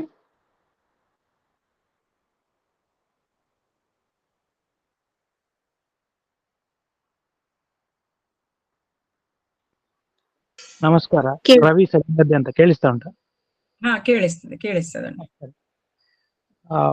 ಇಲ್ಲ, ತುಂಬಾ ಖುಷಿ ಆಯ್ತು ಚೇತನಕ್ಕ. ನಾನು ನಿರಂತರ ಕೇಳಿದೆ ನಿಮ್ಮ ಮಾತನ್ನು. ನಿಮ್ಮ ವಾಗ್ಜರಿ ಚೆನ್ನಾಗಿದೆ. ನಿಮ್ಮ ಏನಂತಾರೆ, ನೀವು ಅದರಲ್ಲಿ ತೊಡಗಿಸಿಕೊಂಡ ಸಮಯ ಮತ್ತು ಪ್ರಯತ್ನ ತುಂಬಾ ಕಾಣ್ತದೆ. ನಿಮ್ಮನ್ನು ಈ ವೇದಿಕೆಯ ಮೂಲಕ ಪರಿಚಯಿಸಿದಂತಹ ಈ ವೇದಿಕೆಗೆ ಫಸ್ಟ್ ಆಫ್ ಆಲ್ ಧನ್ಯವಾದಗಳು. ನನ್ನ 2 ಚಿಂತನೆಗಳು, ಪ್ರಶ್ನೆ ಅಂತಲ್ಲ, ಹೇಗೆ ತಗೊಳ್ಬಹುದು ಗೊತ್ತಿಲ್ಲ. ಈಗ ಮಕ್ಕಳಿಗೆ ಅಥವಾ ಜನರೇಷನ್ಗೆ ನೀವು ಆಲ್ರೆಡಿ ಕಲಿಸ್ತಾ ಇದ್ದೀರಿ ಪಾಠ ಅಂತ ಆಯ್ತು. ನಾವು ಈ ಬೇಸಿಗೆ ಶಿಬಿರದಲ್ಲಿ ವಾರದಲ್ಲಿ ಒಂದು ಅರ್ಧ ಗಂಟೆಯ ಮಕ್ಕಳಿಗೆ ಎಷ್ಟಿಗೆ ಯಾವ ಮಕ್ಕಳು ಏನು ಗೊತ್ತಿಲ್ಲ, ಮಕ್ಕಳಿಗೆ ದಿನಕ್ಕೆ ಅರ್ಧ ಗಂಟೆಯ ಆನ್ಲೈನ್ ಅಲ್ಲಿ ಏನಾದ್ರು ಕ್ಲಾಸ್ ತಗೊಳ್ಳೋದಾದ್ರೆ ಹೇಗೆ ಮಾಡಬಹುದಾ ಗೊತ್ತಿಲ್ಲ ನನಗೆ. ಅಂದ್ರೆ ಮಕ್ಕಳ ನಿರೀಕ್ಷೆ ಏನು, ಮಕ್ಕಳ ಪ್ರತಿಕ್ರಿಯೆ ಏನು ಅಂತ ನನಗೆ ಗೊತ್ತಿಲ್ಲ. ಒಂದು ಚಿಂತನೆ ಅಲ್ಲಿಂದ ಶುರು ಮಾಡಬಹುದಂತ ಒಂದು. ಇನ್ನೊಂದು, ಕರಾಡ ವಿಶ್ವ ವೆಬ್ಸೈಟ್ ಉಂಟು ನಮ್ದು. ಚಂದ್ರಾಸಣ್ಣ ನೆಕ್ಸ್ಟ್ ಮಾತಾಡಿಯಾರು ಇದ್ರೆ ಇದ್ರಲ್ಲಿದ್ರೆ ಅದು ಕೂತ್ಕೊಳ್ಳಿ ಬಣ್ಣ. ನಿಮ್ಮ ಇಂಥ 15-20 ನಿಮಿಷಗಳ ವಿಡಿಯೋವನ್ನು ನಮಗೆ ಮಾಡಿಕೊಟ್ರೆ ಬಹುಶಃ ನನ್ನ ಪ್ರಕಾರ ಅದನ್ನು ಸಹ ಪಬ್ಲಿಷ್ ಮಾಡಿ ನಮ್ಮ ಕರಾಡ ಸಮುದಾಯದಲ್ಲಿ ಇದರ ರಾಮಾಯಣ ದರ್ಶನದ ವಿಚಾರ ವಿನಿಮಯವನ್ನು ಸಹ ನಾವು ಮಾಡಿ ಅಲ್ಲಿಂದ ಮುಂದೆ ಹೋದ್ರೆ ಮತ್ತು ಚೆನ್ನಾಗಿರ್ಬೋದು ಅನ್ನುವಂಥದ್ದು ನನ್ನ ಎರಡು ಚಿಂತನೆಗಳು ಬಂತಿಲ್ಲಿ. ನಿಮ್ಮ ಆ ಶ್ರದ್ಧೆ, ನಿಮ್ಮ ಏನಂತಾರೆ, ನೀವು ಆ ಡೆಡಿಕೇಶನ್ಗೆ ನನ್ನ ಕಡೆಯಿಂದ ಹೃತ್ಪೂರ್ವಕ ಧನ್ಯವಾದಗಳು ಅಷ್ಟೇ. ಖಂಡಿತ ಮಾಡುವ. ನನ್ನಿಂದ ಆದ ಪ್ರಯತ್ನ ನಾನು ಮಾಡ್ತೇನೆ. ಮಾತಾಡಿದ್ರೆ ನಾನು ಅದರ ಬಗ್ಗೆ ನನ್ನಿಂದ ಆದಂತ ಸಮಯವನ್ನು ಕೊಡ್ಲಿಕ್ಕೆ ನಾನು ಪ್ರಯತ್ನ ಪಡ್ತೇನೆ. ರಾಮಾಯಣ ಇನ್ನಷ್ಟು ಜನರಿಗೆ ಮುಟ್ಟಬೇಕು ಅಂತ ಹೇಳುವಂತದ್ದೇ ನನ್ನ ಆಶೆ. ಮತ್ತೆ ಇಲ್ಲಿ ಹೇಳಿದ್ದು ತುಂಬಾ ಕಮ್ಮಿ, ನಾನು ತುಂಬಾ ಉಂಟು ರಾಮಾಯಣದ ವಿಚಾರಗಳು, ಎಲ್ಲರೂ ತಿಳ್ಕೊಳ್ಬೇಕು, ವಿಶೇಷವಾಗಿ ಮಕ್ಕಳು ಕೂಡ. ನನ್ನಿಂದ ಆದ ಪ್ರಯತ್ನದಲ್ಲಿ ನಾನಿದ್ದೇನೆ. ಸಂಪರ್ಕ ಮಾಡಿದ್ರೆ ನಾವು ಮುಂದುವರಿಯುವ. ಸರಿ, ಆದೀತು. ರಾಮ ಎಂಬ 2 ಅಕ್ಷರ ಪ್ರೇಮದಿ ಸಲಹಿತು ಸುಜನರನು ಅಂತ ವಿಜಯದಾಸರು ಹೇಳಿದ್ದಾರೆ. ಭಗವಾನ್ ವಿಷ್ಣುವಿನ 7ನೇ ಅವತಾರ ಶ್ರೀರಾಮನದ್ದು. ಭಾರತೀಯರ ಹೃದಯ ಸಮ್ರಾಟ, ಮರ್ಯಾದಾ ಪುರುಷೋತ್ತಮ. ಈಗಾಗಲೇ ಚೇತನಕ್ಕ ಅದೆಷ್ಟೋ ವಿಷಯಗಳನ್ನು ಹೇಳಿದ್ದಾರೆ. ಅದೆಲ್ಲವೂ 100ಕ್ಕೆ 100 ಸತ್ಯ ಅಂತ ನಮಗೆ ಗೊತ್ತುಂಟು. ದಶರಥ ನಂದನ, ಸೀತಾಪತಿ ಶ್ರೀರಾಮಚಂದ್ರ, ಮನುಕುಲಕ್ಕೆ ಜೀವನದ ಪಾಠ, ಧರ್ಮ ಕರ್ಮಗಳ ನಿರ್ವಹಣೆ, ಬದುಕಿನ ಕ್ರಮವನ್ನು ತಿಳಿಸಿಕೊಟ್ಟವರು. ಸಂಪೂರ್ಣ ರಾಮಾಯಣವನ್ನು ಅಧ್ಯಯನ ಮಾಡಿ ಅದರ ಸಂದೇಶವನ್ನು ಅತ್ಯಂತ ಸುಂದರವಾಗಿ ಸಂಕ್ಷಿಪ್ತವಾಗಿ ನಮ್ಮೊಂದಿಗೆ ಇವತ್ತು ಈ ಶುಭ ದಿನದಂದು ಚೇತನಕ್ಕ ಹಂಚಿದ್ದಾರೆ. ಇವರಿಗೆ ಅನಂತ ಧನ್ಯವಾದಗಳು. ಇವತ್ತಿನ ಪ್ರಾರ್ಥನೆ ಹಾಗೂ ಸಂಪನ್ಮೂಲ ವ್ಯಕ್ತಿಯ ಪರಿಚಯ ಮಾಡಿಕೊಟ್ಟ ಅನಘ ಹಾಗೂ ಸುಧಕ ಕಶಕೊಡಿ ಇವರಿಗೂ ಧನ್ಯವಾದಗಳು. ಎಲ್ಲೇ ಇದ್ದರೂ ಕರಾಡ ಬ್ರಾಹ್ಮಣ ಸಂಪ್ರದಾಯ, ಅದರಲ್ಲಿರುವ ವಿಶೇಷತೆ, ನಾವು ಅಳವಡಿಸಬೇಕಾದ ಸುಕರ್ಮಗಳ ಇದರ ಬಗ್ಗೆ ಮಾಹಿತಿ ನೀಡಲು ವೆಬಿನಾರ್ ಮೂಲಕ ಎಲ್ಲರಿಗೂ ತಲುಪುವಂತಾಗಲಿ ಎಂದು ನಮ್ಮೆಲ್ಲರ ಉಪ್ಪಂಗಳ ರಾಜಣ್ಣ, ಕುದುಕುಳಿ ಸುಬ್ಬಣ್ಣ ಅವರೊಂದಿಗೆ ಸತ್ಯಶಂಕರ ಬೇಂತ್ರೋಟು ಇವರು ಶ್ರಮ ಪಡುತ್ತಿದ್ದಾರೆ. ಮುಖ್ಯವಾಗಿ ಇಂದಿನ ಫಾಸ್ಟ್ ಫುಡ್ ಜನರೇಷನ್ ಇವರಿಗೆ ನಮ್ಮ ಕ್ರಮಗಳು ತಿಳಿಯಲಿ, ಹೊಸ ವಿಷಯಗಳಲ್ಲಿ ಆಸಕ್ತಿ ಬರಲಿ ಎಂಬ ಒಂದೇ ಉದ್ದೇಶದಿಂದ ಸಂಪನ್ಮೂಲ ವ್ಯಕ್ತಿಗಳನ್ನು ಗುರುತಿಸಿ ನಮ್ಮೊಂದಿಗೆ ಇವರ ಅನುಭವಗಳನ್ನು ಹಂಚುವಂತೆ ಮಾಡುತ್ತಿದ್ದಾರೆ. ಇವರಿಗೆ ತುಂಬು ಹೃದಯದ ಧನ್ಯವಾದಗಳು. ಇದರ ಸದುಪಯೋಗವನ್ನು ನಾವೆಲ್ಲರೂ ಮಾಡೋಣ ಎಂಬ ಆಸೆ. ಈ ವೆಬಿನಾರ್ಗಳ ಬಗ್ಗೆ ಇನ್ನಷ್ಟು ಬಂಧುಗಳಿಗೆ ತಿಳಿಸೋಣ, ಇನ್ನಷ್ಟು ಜನರು ಇದನ್ನು ಸೇರಲಿ ಎಂದು ಹಾರೈಸೋಣ. ಈಗಾಗಲೇ ನಡೆದ ವೆಬಿನಾರ್ಗಳ ರೆಕಾರ್ಡಿಂಗ್ಸ್ ಕರಾಡ ವಿಶ್ವ ವೆಬ್ಸೈಟ್ನಲ್ಲಿ ಲಭ್ಯವಿದೆ. ದಯವಿಟ್ಟು ಕೇಳಿ, ಆನಂದಿಸಿ, ಬೇಕಾದಲ್ಲಿ ಅಳವಡಿಸಿ ಎಂದು ಹೇಳುತ್ತಾ ಇಂದಿನ ನಮ್ಮ ಈ ಕಾರ್ಯಕ್ರಮವನ್ನು ಸಮಾಪ್ತಗೊಳಿಸೋಣ. ಜೈ ಹಿಂದ್. ಶುಭರಾತ್ರಿ. ಎಲ್ರಿಗೂ ಶುಭರಾತ್ರಿ. ಶುಭರಾತ್ರಿ.